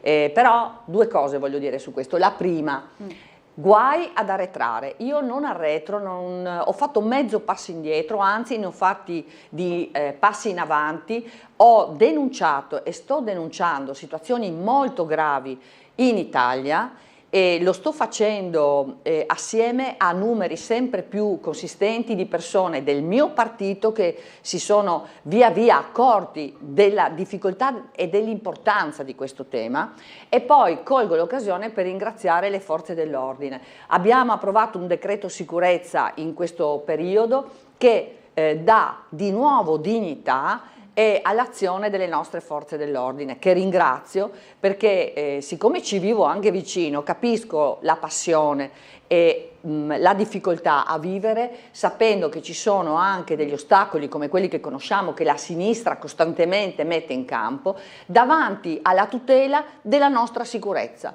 Ecco, quindi è grazie al signor Vladi che mi dà la possibilità di dire: sono sotto scorta, non arretro neanche di mezzo millimetro, la vita è molto difficile ovviamente, perché la privazione tra virgolette della libertà non la auguro a nessuno, ma ho imparato ancora di più il valore di chi ci protegge, e dobbiamo tutti essere consapevoli che esistono delle persone molto brave che fanno questo correndo dei rischi non da poco. Poi invece il tema delle bambine, noi molte le abbiamo salvate. L'altro giorno a Padova l'ennesima ragazzina che è stata portata via dal padre perché aveva preteso di avere degli amici e chiacchierava con loro, e abbiamo saputo che è stata picchiata, malmenata. Questo è un discorso dei padri e delle madri, non è che ci siano, è la famiglia. Perché lo fanno? Perché, come dicevo prima di tutto prevale la comunità sull'individuo, cioè nelle famiglie islamiche quando l'imam dice che si deve seguire una rotta, tutta la comunità la deve seguire, e lì entriamo nel tema del velo islamico che copre integralmente il volto, e noi della Lega abbiamo presentato una proposta di legge. Inviterei ovviamente tutti gli alleati a seguire questa strada, perché non è tollerabile che ci siano delle donne, delle bambine. Un padre mi ha detto una volta, perché dicono che è una libera scelta, una balla pazzesca, un padre di una ragazzina a cui ho domandato perché fa utilizzare il velo integrale alla figlia, mi ha risposto: perché così si abitua, Quindi diciamo che l'aspetto della comunità prevale, l'imam e la cultura islamica prevalente dice come ci si deve comportare, e la comunità segue, anche se magari è fatta di persone che avrebbero voluto essere più occidentali. Scappano le ragazze. Numeri elevati? No, perché hanno paura, me l'hanno detto loro. Io quando le ho incontrate, erano tutte minorenni, da sindaco, e altre ne abbiamo recentemente, mi hanno detto, soprattutto alcune con maggior personalità: io sono andata via perché, come ha detto il signor Vladi, sono stata imbrogliata, mi hanno portato nel paese di origine, mi hanno fatto mettere il più bel vestito, mi hanno portato al ristorante, ero tutta contenta, è arrivato un uomo molto più grande di me. Questo è il cliché, non è il caso come vuole dire la sinistra, no, è il cliché. Dopodiché è arrivato un uomo molto più grande di me, mi ha messo un anello che ha tolto poco dopo, e mi ha detto, guardandomi negli occhi: io ancora non avevo capito di che cosa stesse succedendo, mi ha detto. E il minuto successivo, finito il pranzo, siamo andati via, e la mia famiglia mi ha lasciato a casa di quest'uomo per 15 giorni. Quella roba lì è stupro, perché questa ragazza era in seconda media, cosa che non ho detto, in seconda media, tutte siamo mamme e sappiamo cosa significa. Sono tornati e lei non voleva più, perché è una ragazza molto forte, ma quante sono così forti? Quante sono? Facile, la ragazza che è certo. scappata a Bologna, grande personalità, ce ne sono, ma le Saman Abbas mancate sono tante, ma sono relativamente poche. Quando è tornata questa ragazza, che rappresenta un mondo di ragazze islamiche che sono soggette alla sottomissione, che, come ha detto, sono costrette ad andare a sposarsi e tornano giovanissime, velate, e fanno poi anche loro le mamme che costringono le figlie perché sono condizionate, questa non è libertà. e lei non voleva più avere a che fare. A quel punto il padre voleva rimandarla a casa, non finisci neanche le scuole medie, lei l'ha raccontato all'insegnante, l'insegnante ci ha chiamato e noi l'abbiamo portata in un centro protetto dove sta facendo le scuole superiori. Ma queste sono delle perle rare, perché la maggior parte, e me l'ha detto lei, non hanno il coraggio, hanno paura che i genitori vengano trattati male. Quindi ecco, questo tema della radicalizzazione non è solamente poca roba, è tanta, perché ce l'abbiamo in casa, la conosciamo e oggi non ci sono gli strumenti per affrontarla, bisogna cambiare alcune norme. Io credo che noi al governo dobbiamo fare questo, dobbiamo oggi creare le condizioni per aiutare gli amministratori locali che però, posso dirle, cara dottoressa Bucarella, hanno degli strumenti, perché anche i sindaci, non è vero che oggi non hanno strumenti, ci sono, bisogna però avere il coraggio, la determinazione, la voglia di seguire certe strade, perché anche rispetto alle moschee, sono irregolari. Tu non puoi dire al vecchietto togli la tua tettoia perché la legge urbanistica dice che quello è un abuso, ma lasciare l'abuso dell'associazione islamica perché non hai la forza e il coraggio. Oggi i sindaci, l'ho scritto al sindaco di Padova, l'ho scritto, ma agirò anche successivamente, l'ho scritto al sindaco di San Giorgio. Sono irregolari, me lo dici tu, a cui io ho scritto a San Giorgio, mi dice guarda, destinazione d'uso commerciale, allora perché hai fatto un centro di culto che peraltro è senza controllo, no, per quello che succede dentro. Quindi ci sono delle cose da fare urgenti per non diventare come la Francia, perché poi è irreversibile, ci sono delle situazioni irreversibili nei numeri. Se la prevalenza nei numeri diventa islamica integralista, che cosa fai? Hai finito, abbassi la testa, capito? Allora bisogna, lo dico con cognizione di causa, non è neanche una cosa politica, non c'è destra e sinistra. Su questo ci dovrebbe essere una battaglia per il futuro di un popolo e di un paese, perché ci sono 1000 questioni molto gravi che stanno accadendo a Trieste, a Monfalcone, a Napoli, a Milano, a Bologna, soprattutto dove la sinistra purtroppo ha tappato occhi e orecchie e fa finta che certe questioni non ci siano. Inutile dire, ieri ero in un confronto con Morettuzzi, inutile dire noi vogliamo il rispetto della legge e quindi cosa fai? Ti alzi e esci quando la regione dice no al velo integrale, come hanno fatto, no al velo integrale nei luoghi pubblici, perché la sinistra, quando la regione con Antonio Caligaris e gli altri hanno portato questo tema, si è alzata e uscita dall'aula. Ma è questo il modo per dire applichiamo la norma? Creiamo la norma, perché oggi non c'è. Oggi quella vecchia del 75 sul velo integrale, perché la donna nell'Islam è oggetto sessuale, parentesi, la norma oggi in Italia dice non puoi girare con il casco integrale, virgola, non puoi usare coperture integrali del volto salvo giustificati motivi. Quel salvo giustificati motivi ha fatto sì che la giustizia abbia detto che la cultura islamica e la religione islamica giustifichino i motivi. Capito. Quindi non c'è la possibilità, io nel regolamento a Monfalcone l'ho messa, ma per una ragione fondante, anche di sicurezza eccetera, non c'è oggi la possibilità in Italia di poterlo fare, quindi andiamo a modificare le norme e facciamolo subito. Allora dobbiamo fermarci per una piccola pausa pubblicitaria, ci rivediamo subito dopo, ancora in compagnia di Anna Maria Cisinta, fra poco.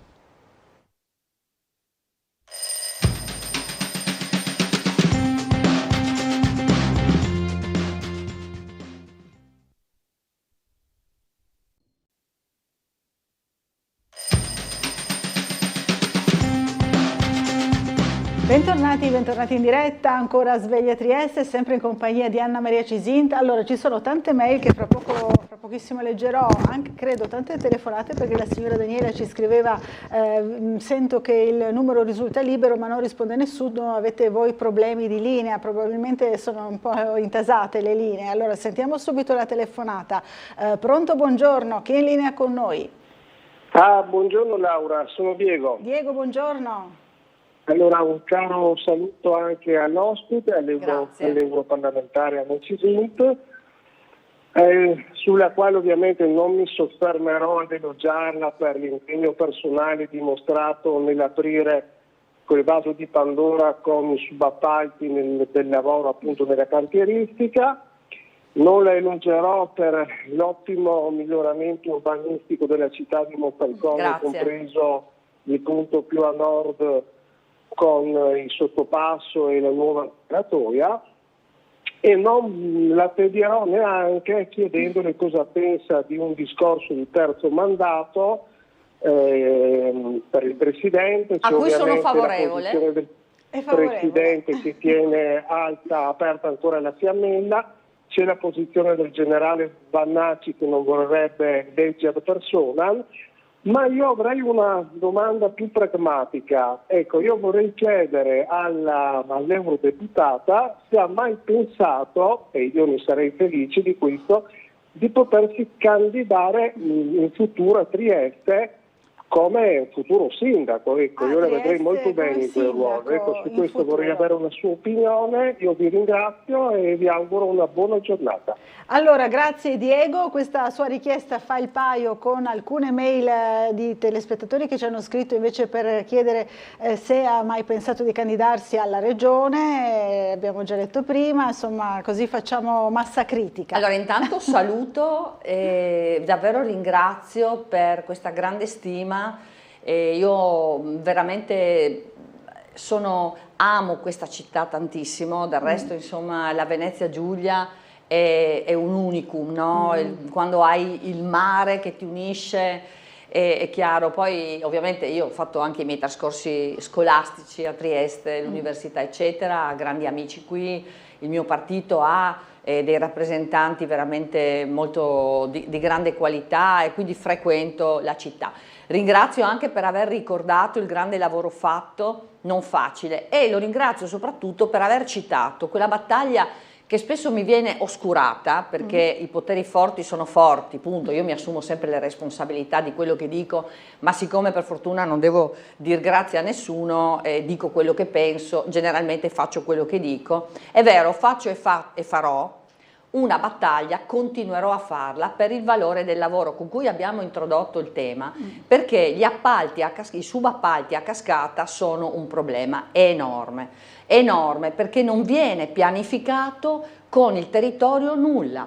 Io ho costruito 5 scuole a Monfalcone, ma sarà mai possibile che i comuni sono in attesa delle scelte produttive e decidono che si arriva in 5.000, in 1.000, in 200 e tu non hai voce in capitolo, devi solamente fare lo schiavo che costruisce le scuole, che vede la sanità, perché anche questo è un tema, guardate che l'aspetto della sanità con gli extracomunitari e la polizia, vogliamo dircelo, tutte le forze dell'ordine che so per certo che destinano, me l'hanno detto perché io la scorto ovunque vado in Italia e quindi sento e parlo, destinano ore e ore a cercare di risolvere le questioni degli extracomunitari che delinquono e quelli che devono avere il permesso di soggiorno, eccetera. No? Quindi c'è un tema che l'arrivo indiscriminato di persone irregolari, ma anche regolari, senza pianificazione, causano, e anche la distanza nei dumping giuridico e salariale nei lavori. Inutile che continuiamo a dirci gli italiani non vogliono lavorare, a 5 euro non lo mando neanche a morire mio figlio nel tubo, no? Ecco, allora ci sono delle questioni che vanno viste con onestà.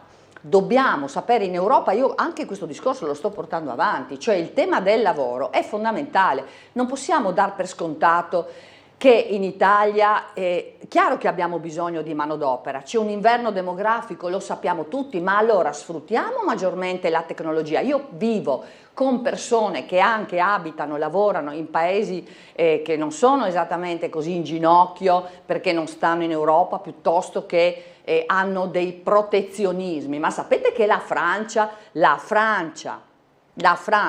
usa i protezionismi per la questione lavoro. L'ho letto quando un cantiere doveva essere acquistato da Fincantieri e lì c'era scritto Francia, Unione Europea, beh, che cosa diceva? Diceva tu assumerai francesi e darai lavoro alle ditte francesi. Questo non è protezionismo, ma perché noi dobbiamo essere sempre più fessi da farci come dire, proibire un futuro. Quindi il tema dei subappalti è centrale perché è vantaggioso darlo ad aziende che magari arrivano da altri mondi.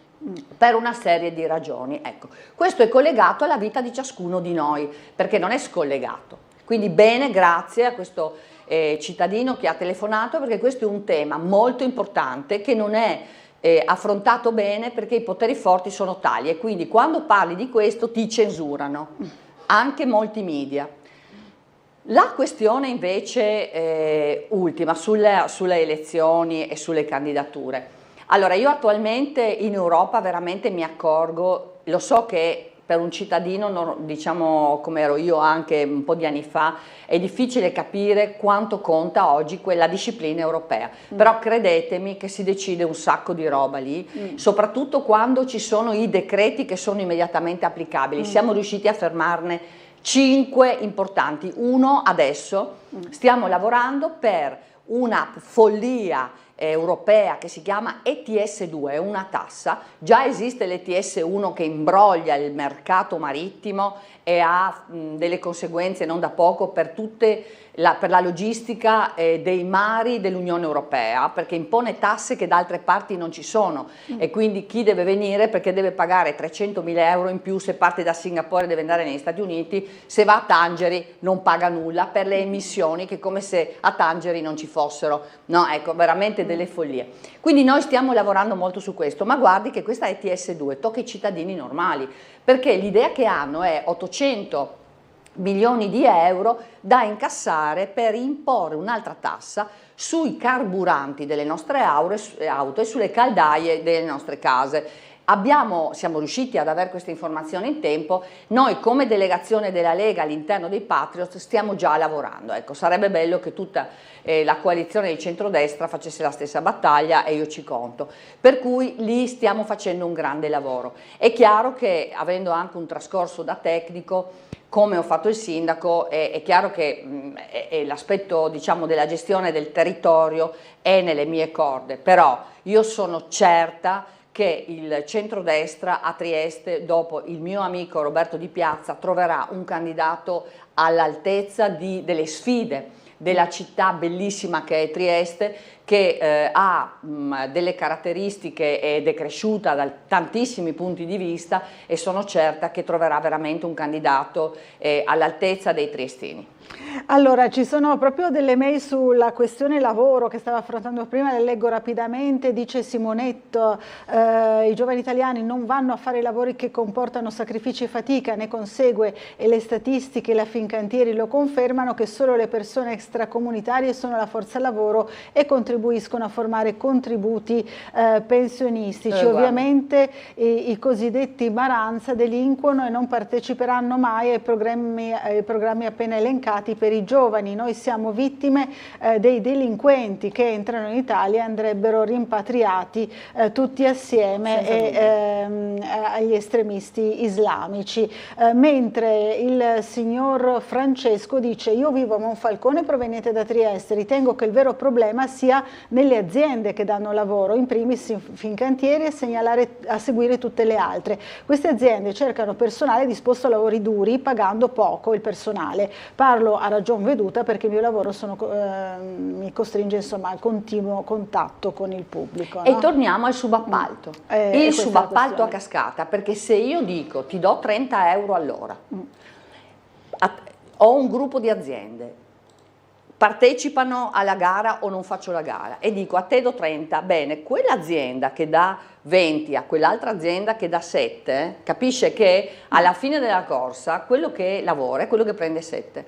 E non è più tollerabile, perché ci sono realtà in Italia che logicamente con 7 euro all'ora, no, lì anche Landini aveva fatto il suo, perché poi fai il referendum sul lavoro, ma quando ha fatto firmare e ha firmato i contratti decentrati li ha firmati a questi livelli.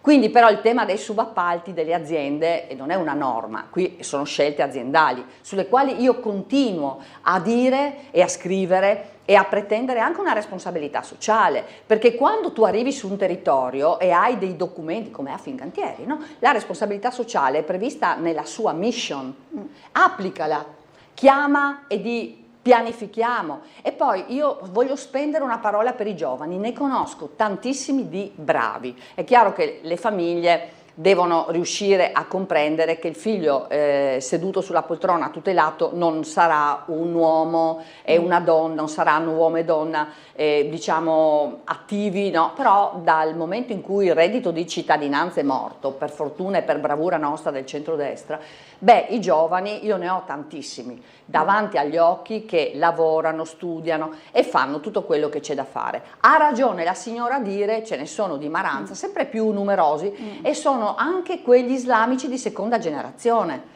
L'evidenza della seconda generazione, che è peggiore della prima, è una realtà, ma non dobbiamo tacercela. E ha ragione anche la signora a dire devono tornare a casa. Altro che apro a una cittadinanza, già le regole sono troppo aperte, perché io da sindaco ho dovuto dare, mi sono opposta in un caso perché la signora non riusciva neanche a leggere il giuramento e sono stata minacciata di essere denunciata, ma se no purtroppo in Italia c'è un sistema molto semplice per arrivare ad avere la cittadinanza. Bisognerebbe anche fare i controlli, sa? Che ogni anno noi scopriamo, a Monfalcone ad esempio, dove i numeri sono, l'impatto è forte, scopriamo anche molti stranieri che dicono di essere qui che invece sono da altre parti, per lo più nel Regno Unito. E bisogna scoprirli con i controlli perché queste persone godono del nostro sistema scolastico, del welfare, sanitario e creano il presupposto per la cittadinanza. Ecco, quindi noi abbiamo degli strumenti già, non è che dobbiamo dire agli altri cosa fare, noi già oggi, lo dico da sindaco che sono stata per 9 anni e oggi continuo con questa delega che ho alla sicurezza, lotta al degrado, lotta alla radicalizzazione islamica, lo dico, noi abbiamo nelle amministrazioni comunali degli strumenti, bisogna creare le condizioni per poter controllare.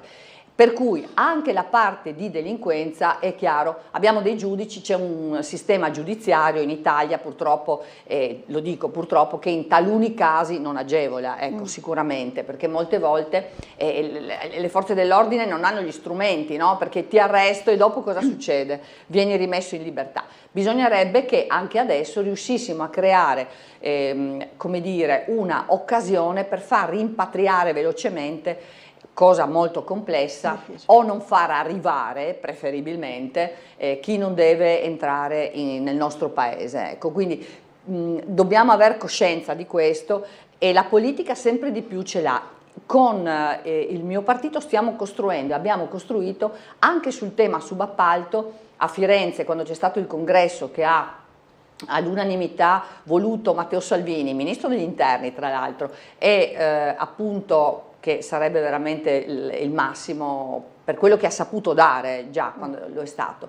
E anche però abbiamo detto, guardate, la tecnologia, la formazione devono creare le condizioni affinché sempre di più le grandi aziende vadano verso la valorizzazione del lavoro e quindi delle comunità e quindi di chi c'è già, senza far arrivare, perché è un modo di transitare, no? Il signore lo sa, quello che le ha scritto, io so cosa succede, perché arrivano, hanno la possibilità di entrare, magari dopo 3 mesi lasciano il posto ad altri, le case ad altri, generando anche un problema di nero negli affitti, scusatemi se sono così chiara, anche di nero negli affitti, che noi anche abbiamo denunciato, devo dire, io tutto quello che dico non è che lo dico qui e basta, io ho già fatto le mie azioni con le istituzioni che ringrazio perché la Guardia di Finanza altro che si muove su questo, i controlli che fa la Polizia Locale a Monfalcone con i Carabinieri, la Polizia di Stato negli appartamenti, e per questo vi dico che noi li facciamo perché è un'evidenza, ma è un tema di tutti. Che riguarda un po' tutti. Che riguarda tutti, sì. Allora, c'è un'altra telefonata, sentiamola. Pronto, buongiorno, chi è in linea con noi? Buongiorno, sono Franco Lega da Udine Nord. Buongiorno Franco alle Lega. Signore e un bacino alle bambole in rete. Allora voglio dire, perché non torniamo a votare e invece della Meloni che voleva fare il blocco navale mettiamo su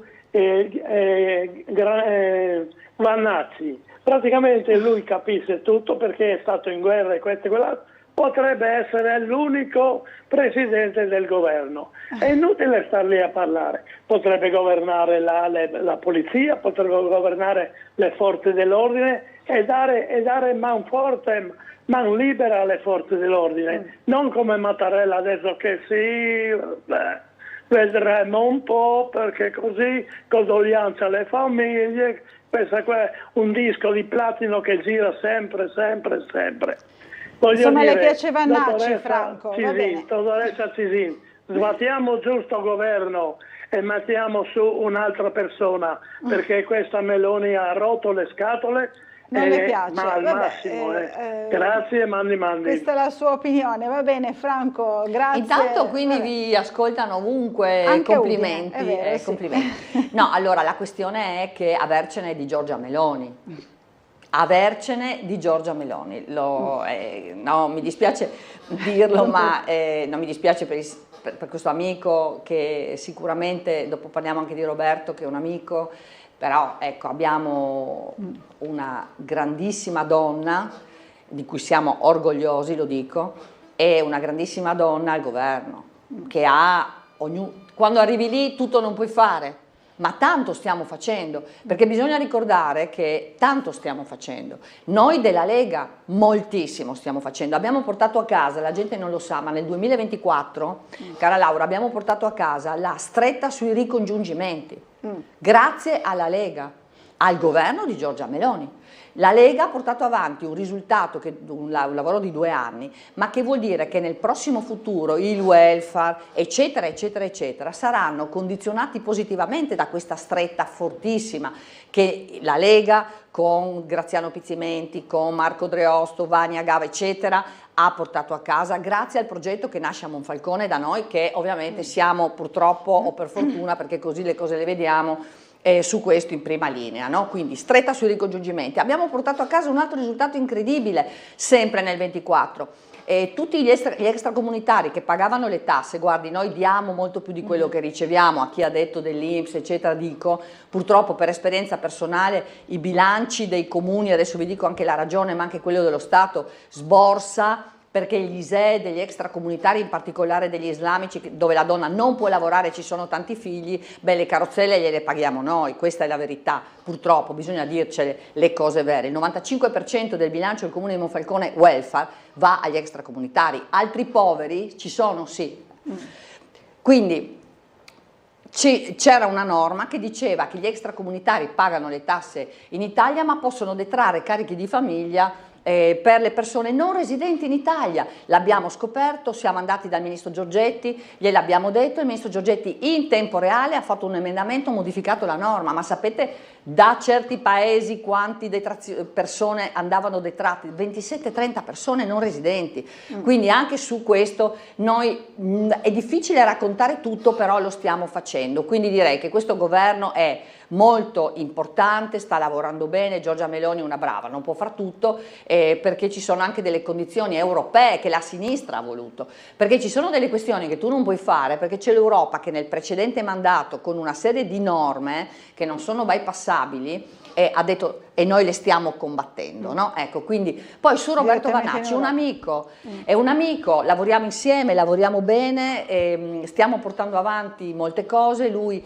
è molto esperto di difesa in particolare, ed è quella la delega anche che in Europa ha, io mi occupo di trasporto marittimo in particolare, ma di trasporto, di turismo, di pesca, di agricoltura e di Islam, anche in Europa, anche di lavoro. Lui si occupa di molte cose e si occupa principalmente però di difesa e di esteri, di cui è molto esperto per il lavoro che ha fatto. Quindi noi siamo una bella squadra, però io credo che questo governo, sperando che anche recepisca poi una serie di cose che appunto stiamo proponendo, abbia lunga vita, io credo di sì, perché gli italiani hanno dimostrato ai referendum da che parte stanno dalla parte del futuro dell'Italia, e hanno capito quali sono le prese in giro della sinistra, ecco, quindi credo che tutto può essere migliorato, questo senz'altro, e lavoriamo per questo tutti, però diciamo che siamo su una barca che sta navigando molto bene, e devo dire, chiudendo questo ragionamento,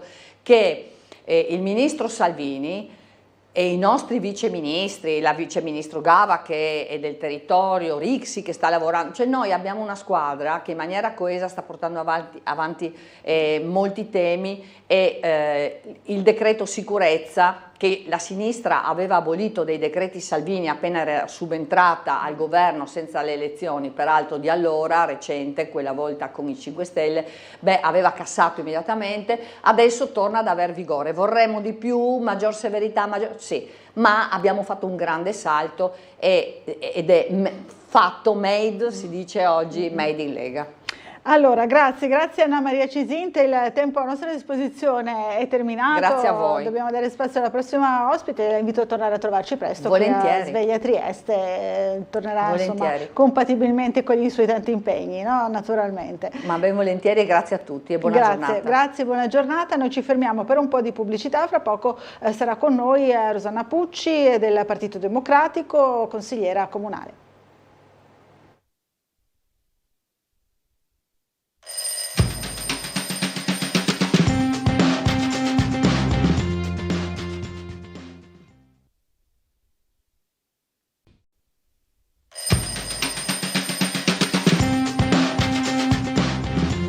Bentornati in diretta, 9:08 del mattino di questo sabato. Diamo il buongiorno a Rosanna Pucci, consigliera comunale del Partito Democratico. Buongiorno. Buongiorno a tutte le triestine e tutti i triestini, buon sabato. Bentornata nei nostri studi, fra l'altro c'era anche ieri sera, no? A Ring. Ieri sera eravamo ospiti alla puntata di Ring. C'è stato qualche scontro, ma è inevitabile tra destra e sinistra, no? Ecco, giusto che sia. Noi siamo voci differenti, di elettorati differenti, che con programmi differenti.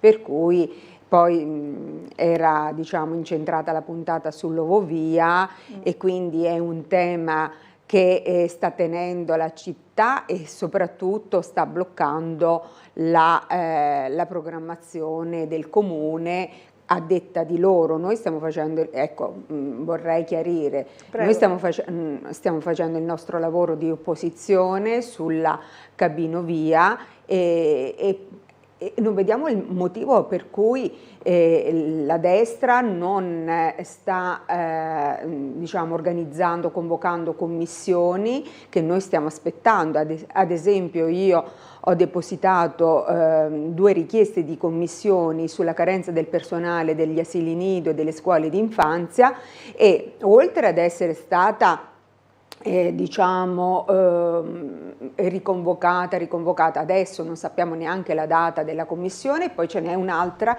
a mia richiesta per la gestione futura degli asili di San Giovanni. Ecco, quindi c'è anche questa preoccupazione che si ripeta la questione dell'asilo di Roiano. Certo, perché ieri anche a Ring il sindaco di Piazza ha ammesso di nuovo, ha confermato che la gestione, quella auspicata, che loro auspicano per Roiano, per l'asilo di Roiano, verrà poi imposta anche agli asili di San Giovanni e noi siamo dell'opposizione fermamente contrari alla gestione privata quando per la costruzione degli asili sono stati utilizzati unicamente fondi pubblici, cioè i soldi dei cittadini, quindi deve essere una gestione totalmente pubblica. Questo è il punto fermo, insomma. Allora, sentiamo una telefonata, poi leggiamo anche qualche mail. Pronto, buongiorno, chi è in linea con noi? Pronto? Buongiorno. Prego. Pronto? Sì, buongiorno. Sì, buongiorno. Volevo fare una segnalazione. Prego. Allora, ieri sera a mezzanotte facevano le strisce pedonali. Sì. La macchina. Io avevo la macchina, io e altre 2 persone, a un posto che non era divieto né niente, un posto normale, no? Allora, la mattina ieri mattina mi sono alzato e mi trovo tutte e 3 macchine con la contravvenzione, che è un posto libero là, che hanno fatto le strisce della corriera lunghe fino a là, senza mettere un avviso, senza mettere niente. Ci siamo trovati all'indomani, alla mattina stessa, una contravvenzione di 115 euro più 2 punti patenti. Io credo che non è giusto, credo che non è giusto. Volevo vedere se potevate fare qualche cosa, non so, andare a vedere sta roba qua, se è regolare o no. In che strada, mi scusi, è successo questo? Allora, via Stock, via Stock, vicino al cancello come si chiama, tra la fermata della Corriera e il cancello della PAM. Ho capito. Che anni indietro avevano messo tutto il marciapiedi per le corriere, perché dovevano fare lavori là per Roiano e cosa, tutto quanto quella volta. Dopo l'hanno cancellato, perché dicevano che le cancellavano, l'hanno cancellati. E là era tutto cancellato, cancellato dalla fermata della Corriera fino a dove mi hanno fatto le contravvenzioni. Sì. Lei ha parcheggiato l'auto, però poi hanno fatto di nuovo questa segnaletica, insomma, della fermata dell'autobus, e quindi lei si è trovato dentro praticamente questa appunto, zona. senza avvisare, senza niente, mi sono trovato dentro su queste contravvenzioni. No, la mattina mi alzo e alla sera ho visto che facevano segnalazioni per le strisce.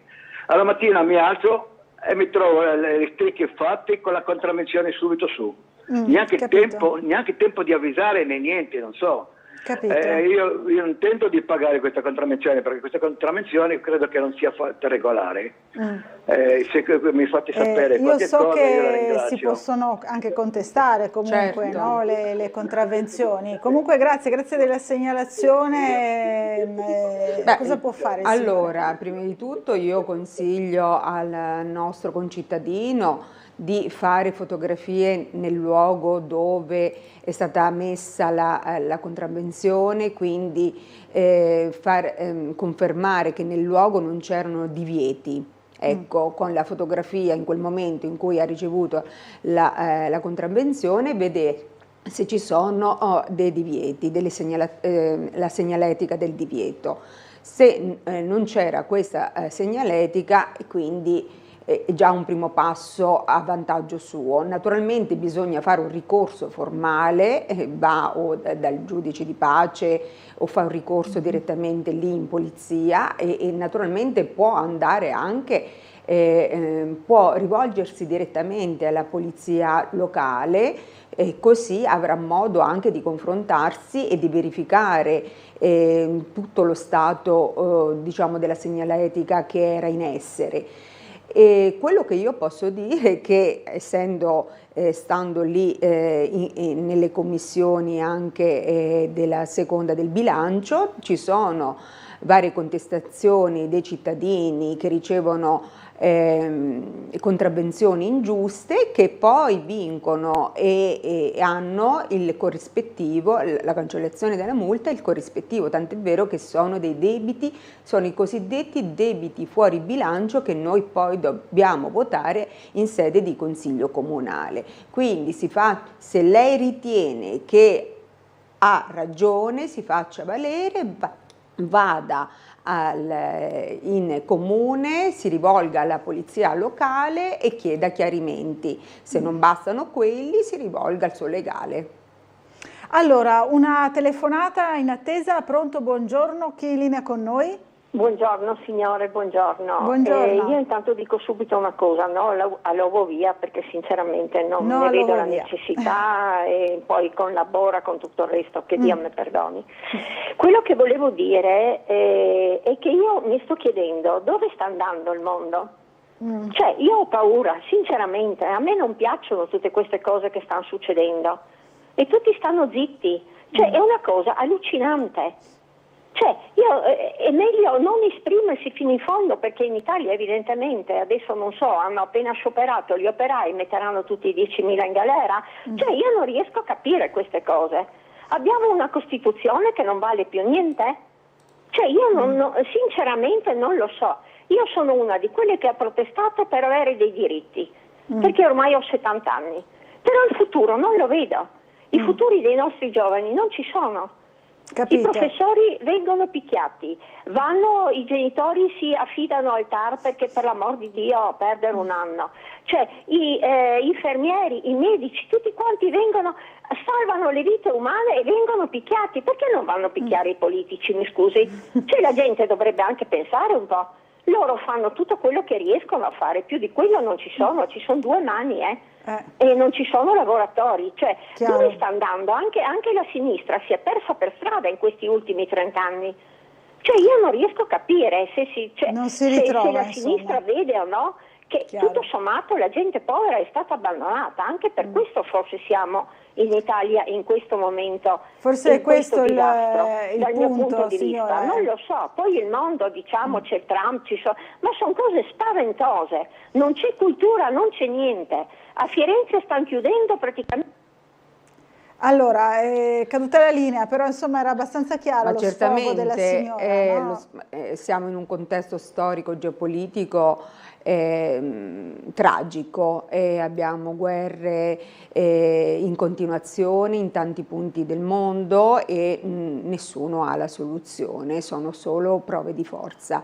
La situazione in Italia è grave dal punto di vista lavorativo, gli stipendi sono sempre bassi e non riescono a stare al passo con l'inflazione, per cui c'è tanto malessere e malcontento. Il governo nazionale a trazione centrodestra non sta facendo nulla in tal senso e non sta aumentando gli stipendi quelli pubblici. Da lì si dovrebbe partire per aumentare gli stipendi e da lì inizierebbe un miglioramento del benessere delle famiglie, ecco, e anche una prospettiva migliore per gli italiani, ma non lo sta facendo. Per quanto riguarda la sinistra siamo un partito, abbiamo ad esempio il Partito Democratico determinati introiti per cui noi possiamo organizzare, li possiamo spendere un po' durante le nostre elezioni, per fare degli incontri, per affrontare dei temi. Non abbiamo la soluzione. Naturalmente con 20 anni di Berlusconi, 20-30 anni al governo, la signora parlava della cultura, la cultura si è appiattita perché con 20 anni di governo Berlusconi, con il quasi, non dico il monopolio, ma gran parte delle televisioni in mano a Berlusconi, ha programmato dei programmi, mi ripeto, di basso contenuto intellettivo e culturale, per cui ha formato la testa di milioni di persone con quei programmi, perché dobbiamo ricordare che la formazione delle menti avviene non solo a scuola e nel percorso di studi, ma soprattutto nella quotidianità, quando si accende la televisione, si guarda un programma e noi mettiamo informazioni di quel livello. E naturalmente Berlusconi ha plasmato la testa degli italiani dando delle prospettive che non sono state veritiere e ci ritroviamo in un mondo, in Italia, che va male. I nostri giovani formati vanno all'estero e si importa immigrazione, perché se la vogliamo dire tutta, che prima c'è stata CISINT se ne è parlato, l'immigrazione, ma vogliamo dire che Fincantieri porterà egiziani nel nostro paese? E chi è a capo di Fincantieri se non la Lega? CISINT, non lo so, la dovrebbe raccontare tutta la questione.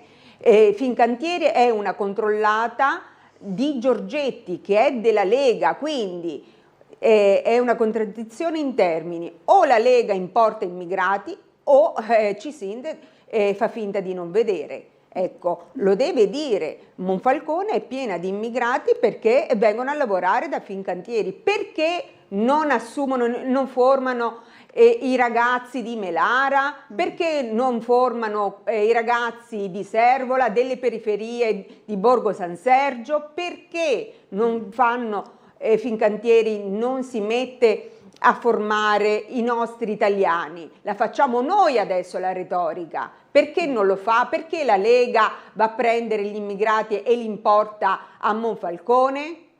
Cisinte dovrebbe spiegare questo. Allora, dobbiamo andare velocemente in pubblicità, ci rivediamo subito dopo, a fra pochissimo.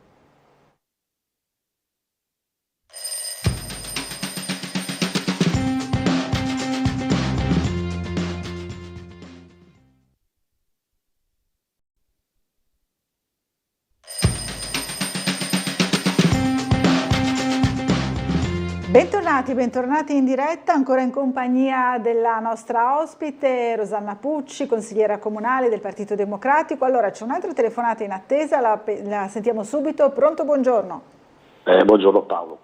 Paolo, buongiorno. Vedrò di essere breve, ma intanto il signore che ha chiamato per il parcheggio, bisogna capire una cosa. Sì. Cioè, va bene, potevano mettere un segnale e dire guarda che domani dipingiamo. Sicuramente questo signore ha parcheggiato in un posto dove normalmente la mette, nessuno gli dice niente, questi devono dipingere, è chiaro che gli fanno la multa, però sicuramente non era una posizione dove poteva parcheggiare, questo secondo me sono sicuro. Poi per quanto riguarda il discorso di Berlusconi, cioè veramente è da ridere, no? Cioè se la signora sta lì in televisione e noi guardiamo il programma, rendiamoci conto che fa parte della liberalizzazione delle televisioni, cioè canale Tele 4 ha 4 emittenti, il Mediaset ne ha 3, il caro Benedetti ne ha una, cioè quanta espansione di informazione abbiamo avuto grazie tra parentesi a Berlusconi, che poi vogliamo tanto condannarlo, che comunque ha portato una ventata di libertà. Poi i palinsesti che nascono dalle varie testate televisive vengono fuori da discorsi commerciali, cioè è chiaro che io faccio vedere, non so, un programma perché c'è un ascolto di persone anziane piuttosto che di persone giovani, perché devo vendere il prodotto, per cui non è un discorso Berlusconi, cioè cosa c'entra veramente la mimesi ironica del negativo, questo non lo capisco, cioè veramente altra cosa, e aggiungo quante testate di giornale abbiamo avuto, e in più con Berlusconi la televisione era gratis ed è anche oggi gratis, anche oggi è gratis.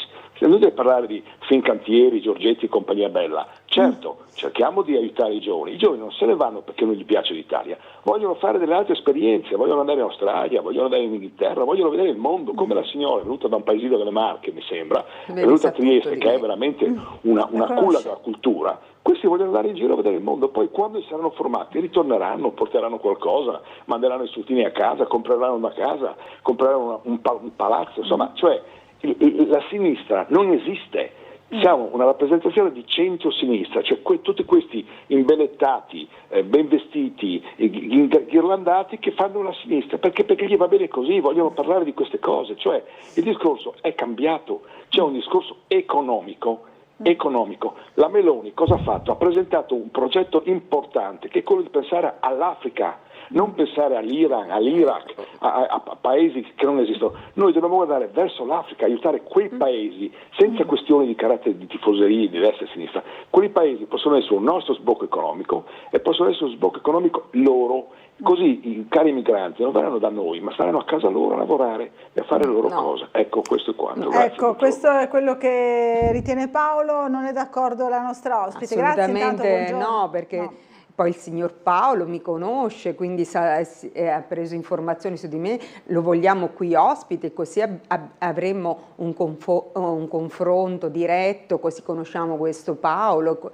Ecco, sicuramente non apprezza la sinistra, il centro-sinistra apprezza la Meloni, che ci importa con Salvini gli immigrati attraverso Fincantieri a Monfalcone, e questa è la verità che duole, che io ho riferito oggi, e basta fare un ragionamento un po' più lungo del solito e sappiamo quindi che Fincantieri è controllata dal ministero dove fa capo il ministro Giorgetti della Lega. Se vi duole, questa è la verità. E poi le televisioni, certamente c'è il pluralismo, e ben venga il pluralismo anche di Berlusconi, ma io contesto i programmi, il contenuto dei programmi. La televisione trash è venuta fuori con Berlusconi, è un dato di fatto e forma le menti delle persone. le persone che stanno lì a poltrire con argomenti che non fanno guadagnare nessuna competenza alle persone. E bisogna dirlo alle povere persone che quella che non è formazione, la formazione come fanno, diciamo, le classi un po' più abbienti, avviene attraverso l'istruzione, attraverso le competenze, e i loro figli hanno sempre più lavori, possono scegliere tanti lavori. Laddove viene meno la formazione, e in questo momento storico, perché qui quando comanda Meloni, e sta succedendo anche a Trieste, addirittura le scuole stanno rinunciando a dei libri di testo perché non si può superare un limite dei costi per alunno, per cui si stanno rinunciando a dei libri di testo, e questo svantaggia le persone povere perché il benestante se lo compra e ha le ripetizioni. Ecco, quindi il signor Paolo lo invito a venire qui vicino a me e non fare tutte le cose da casa, visto che mi conosce, così ci conosciamo qui davanti a tutti e possiamo anche parlarne di tante cose. E ritornando sull'istruzione e sulle non competenze, quindi non si trova lavoro, è dovuto tanto a Berlusconi, ai governi che si sono succeduti e anche a questo governo. L'esempio eclatante è che i libri di testo alcuni libri di testo non possono essere più messi nei consigli, cioè nella scheda dove devono essere ordinati i libri, perché si supera una soglia, perché i costi dei libri sono aumentati e non si può superare quella soglia. Allora, cara Meloni, puoi mettere più soldi sulla scuola affinché le famiglie povere possano istruirsi e così i loro figli formarsi e avere un futuro più certo? Ecco, questa è la domanda da farsi. Allora, sentiamo la prossima telefonata. Pronto? Buongiorno. Buongiorno a voi, Sergio qua. Sergio, buongiorno. Ieri, cara consigliera, ha già fatto un sbaglio dicendo che Berlusconi ha praticamente governato per 20 anni. Le dico 9 anni e 2 mesi ha governato in totale. Adesso sono andato su Wikipedia, mi sono fatto il conto.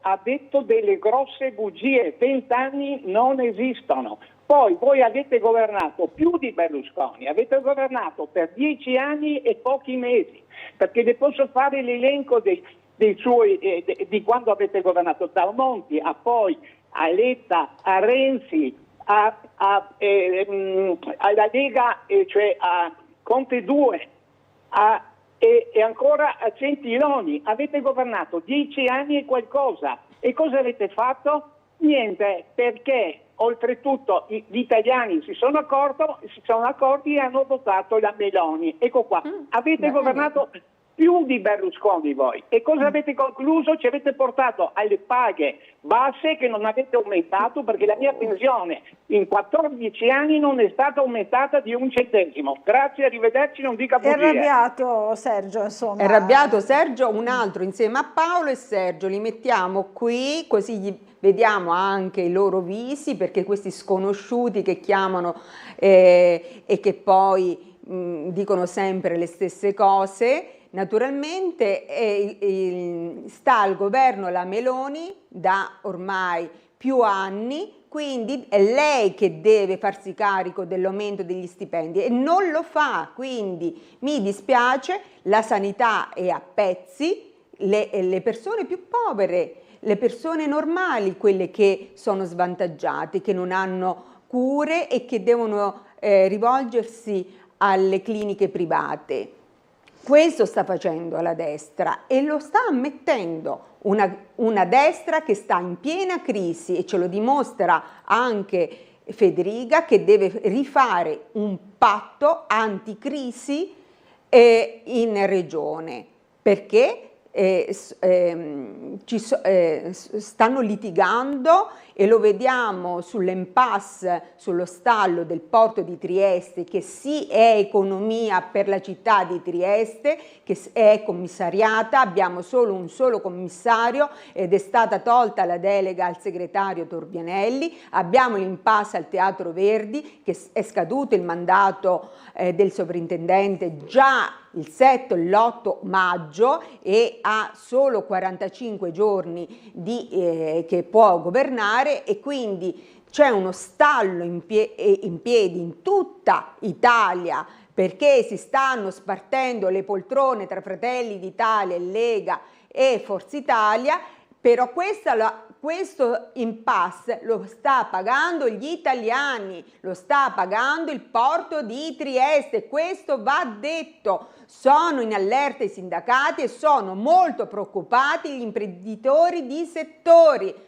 Oggi andate a leggere ciò che è stato detto dallo spedizioniere Francesco Parisi e dall'imprenditore Summer. Leggete questo, le preoccupazioni del settore del porto di Trieste, perché non c'è una situazione stabile che non permette una pianificazione strategica né una programmazione pluriennale, perché non c'è un presidente di mandato, e questo è dovuto alla politica e ai litigi e alla spartizione delle poltrone della destra.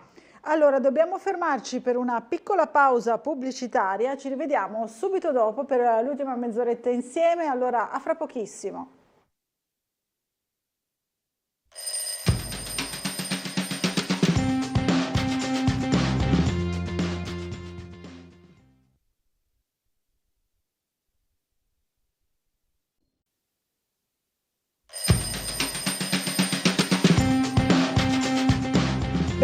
Bentornati in diretta, ancora in compagnia di Rosanna Pucci. Allora sentiamo la prossima telefonata subito. Pronto, buongiorno, chi è in linea con noi? Buongiorno, buongiorno Nino Bucarella, buongiorno alla sua ospite, la Pucci. Buongiorno. Io ho sentito parlare tanto, signora Pucci, di lamentele. Sicuramente lei ormai deve avere qualche neo dove è scritto Berlusconi, perché adesso io guardo le televisioni di Berlusconi, in questo momento mi sembra, tranne alcune, che sono abbastanza giornalisti di sinistra. Questo non me lo deve togliere. Lei guarda la 7, è tutto sinistra, quindi non mi manca televisione. L'unica cosa, dico, mi parla di libri di scuola, ma quando voi eravate al governo, che dico, i libri di scuola erano sempre un prezzo altissimo per le famiglie, sempre stato. Invece di rifare ogni volta un libro che poi è uguale, però bisogna ricomprarlo, si poteva vedere, si poteva guardare, voi non l'avete mai fatto, quindi non lo fanno nessuno. In questo momento la Meloni, che a lei sta molto a cuore, ha detto non tanti soldi per i libri, punto. Però è un problema di fondo. Inutile parlare di contratti, di questo, quando i sindacati, vostri sindacati, avete fatto un referendum ultimamente, hanno perso e fanno loro fanno i contratti di lavoro per i lavoratori. Ma dico, non so, poi dico, in questo momento qua siamo veramente al travo. Lei sicuramente non è di destra, ma non è neanche di sinistra, glielo posso dire sinceramente, perché le persone di sinistra sono molto più onesti di voi, e questo è. Adesso spero che la signora Bucarella non allarghi lo studio, che mi faccia venire anche a me lì nello studio, lo chiamiamo, se vuole può venire. Vabbè, lei telefona spesso. Però comunque non è questa la politica che bisogna fare, bisogna fare altro, non sempre contrastare quello che ha fatto l'altro. E giustamente, come ha detto un signore prima, voi come partito, come corrente, come tutto, avete governato di più. Prodi era il centrodestra. È il vostro, ha venduto l'Italia. E allora, buongiorno. Grazie Nino, buona giornata. Allora, buongiorno al nostro Nino, adesso i nostri fans. Allora, avremo qui in studio Paolo, Sergio e Nino qui davanti a me, tutti e tre, ecco, visto che sono tutti pro Meloni e ormai io avrò la pazienza di togliere i prosciutti dagli occhi e dalle orecchie, che ormai sono innamorati di questo, non vedono la realtà, vivono in un'altra realtà. I libri, ritornando sui libri, siccome è una questione che è nata in questi ultimi 2 anni, che ad esempio io non ho il libro a scuola perché si supera un certo budget, per cui questo va a discapito delle famiglie, e lo ripeto, povere, che poi la maggior parte votano Meloni. È un cortocircuito che non riusciamo a capire, perché Meloni in continuazione con la propaganda dice a loro che il loro nemico è l'immigrato, quando invece il loro nemico è la bassa istruzione, la bassa formazione, la bassa competenza delle famiglie povere. Non riescono a formare i propri figli, a dare un futuro migliore ai loro figli. Questa è la verità. Allora, ci scrive Rosanna, che è una delle persone che sono a rischio esproprio per quanto riguarda la cabinovia. Dice: buongiorno, ho ascoltato ieri con attenzione l'intervista al sindaco e sono rimasta ancora una volta cosciente che di noi possibili espropriandi dei percorsi di cabinovia non gliene importa un bel niente, come ha detto precedentemente, visto che non ha risposto alla domanda del conduttore. Ricordo che per gli indennizzi previsti dal Comune sono stati stanziati, mi sembra, 200.000 euro per un'opera che rovinerebbe la vita a 100 proprietari, quelli assoggettati da esproprio a asservimento, senza ricordare chi si troverebbe nella situazione di disagio a causa dei piloni o cabine a pochi metri dalle case. Ringrazio l'opposizione per aver dato voce ai cittadini che hanno portato in comune le opposizioni come era un loro diritto. Grazie alla consigliera Pucci, ci scrive Rosanna.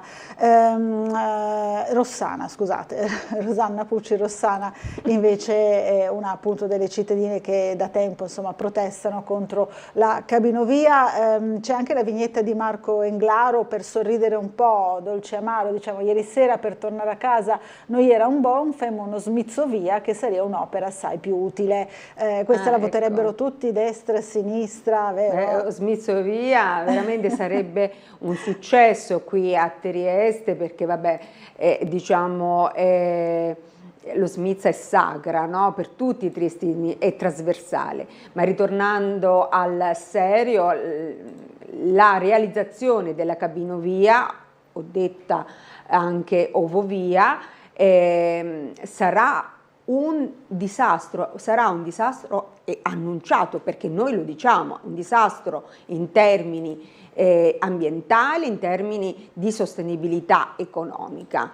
È un progetto dannoso, pericoloso, perché il terreno su cui verranno appoggiati i piloni è fragile e è costoso, perché anche tutte le controdeduzioni alcune controdeduzioni che sono state redatte dal Comune non si fondano sempre su dati certi e incontrovertibili, non sono suffragate da dati certi, sono ipotesi. Poi qualche volta sono anche obsolete e non pertinenti, perché rispondono all'opposizione mettendo ancora il finanziamento del PNRR, quando sappiamo tutti che questo PNRR, i fondi sono stati cancellati, quindi devono rifare anche queste controdeduzioni, sono invotabili. Naturalmente, per quanto riguarda l'esproprio, è veramente impensabile pensare di ristorare queste persone con un tot di soldi. Lì espropriare una casa, un terreno è frutto di una vita, non rispettare la vita di una persona, di una famiglia, e poi anche a quelli che non verranno espropriati diciamo le case o alcuni terreni passerà vicino questo obbrobrio che darà fastidio in termini di sonorità e anche di impatto ambientale e paesaggistico. Veramente è un'opera che non si deve realizzare. Sicuramente il centrodestra poi con la boutade o la proposta dell'assessore Rossi di estendere ancora di più questo ovovia fino a Montegrisa, aumentando così l'impatto ambientale, l'impatto economico, perché sarebbe il costo maggiorato di 25 milioni di euro, è sicuramente ci dice politicamente che sta alzando la posta proprio perché quest'opera non sa da fare, è un modo per togliere le castagne dal fuoco al centrodestra. Però qui nasce la domanda delle domande, che è: quali penali rischia realmente di pagare il comune di Trieste all'azienda, alla ditta Leitner, perché Leitner già si è portata avanti con i progetti, con delle spese, e quindi vorrebbe a breve iniziare. Quindi questo temporeggiare e voler dare la colpa all'opposizione che sta facendo solo che il proprio lavoro sta svolgendo appieno le proprie funzioni, vuole darci la colpa il centrodestra perché non è intenzione di fare l'ovovia, perché per tutta una serie di criticità che non possono essere risolte. Quindi dovranno rinunciare a questo obbrobrio. E poi il finanziamento, in ultimo, di Salvini. Chi crede in Salvini, noi non ci crediamo. In ultimo il finanziamento promesso da Salvini ancora non è esigibile, per cui se volete ancora continuare a credere a Salvini, vedete voi. Allora, una telefonata, buongiorno, chi è in linea con noi?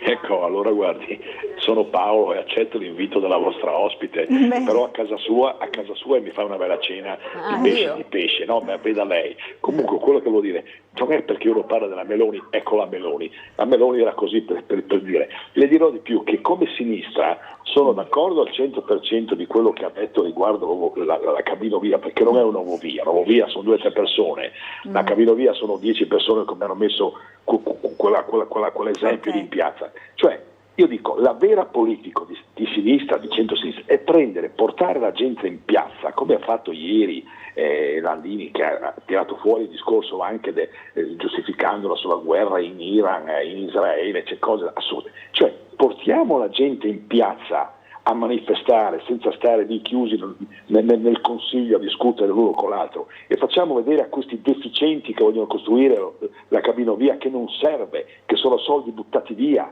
che bisogna fare le scuole, che bisogna fare l'istruzione, così come quell'altro deficiente che vuole spendere 15 miliardi per fare un ponte in una spettacolare scenografia che è lo Stretto di Messina, che se andate a vederlo dite qui non si fa il ponte. Per cui, al di là del discorso di prima che da Meloni e compagnia bella, come diceva la vostra ospite, invito a cena che me lo faccia, che vado volentieri, non serve che veniamo lì in televisione. In più le dirò, sono d'accordo, però facciamo qualcosa, i soldi del PNR non sono più disponibili, si può fare un referendum, non so se ancora sia stato fatto, ma veramente questa storia deve finire, cioè facciamo la sinistra, rimbocchiamoci le maniche, andiamo in piazza a discutere su questo, non lasciamo che le cose corrano o trovino delle soluzioni tipo andare su al santuario, perché non serve, non serve. L'altro giorno è arrivato un ospite, che mi sembra che era un fisico, che ha parlato proprio di questi aspetti tecnici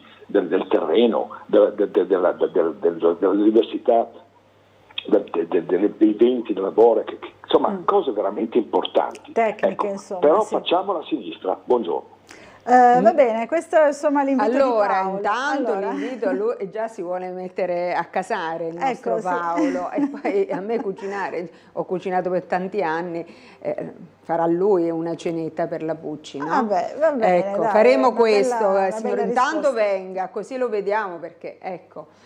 E al di là degli scherzi, ritorniamo al serio sull'Ovovia. Noi abbiamo fatto le manifestazioni in piazza, anzi noi in Consiglio Comunale abbiamo sempre la presenza di cittadini, di triestini che stanno ad ascoltare tutti i nostri interventi. Poi sotto al municipio varie volte c'è il comitato Ovovia, no all'Ovovia, che manifesta la contrarietà all'opera. Anche recentemente c'è stata veramente questa manifestazione di piazza, per cui noi ci organizziamo, tentiamo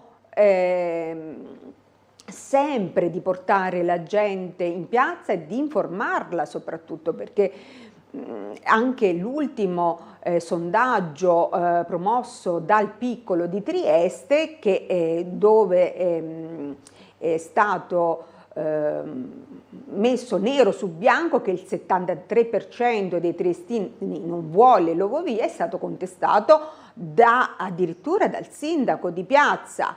Mentre io portavo avanti anche questo riscontro oggettivo della contrarietà dei triestini in aula di consiglio, al termine del mio discorso, del mio intervento, mi sono presa anche una pernacchia da parte del sindaco. Il 12 giugno su YouTube potete vedere la seduta del 12 giugno, dopo 6 ore e 20-21 minuti, alla fine del mio intervento, che cosa fa Di Piazza? Roberto Di Piazza, il primo cittadino di Trieste, mi fa una pernacchia quando io dico che la stampa deve essere libera, cioè non è che contesta solo me, ma contesta la libertà di stampa, perché non gli andava bene il risultato ottenuto dal sondaggio del Piccolo.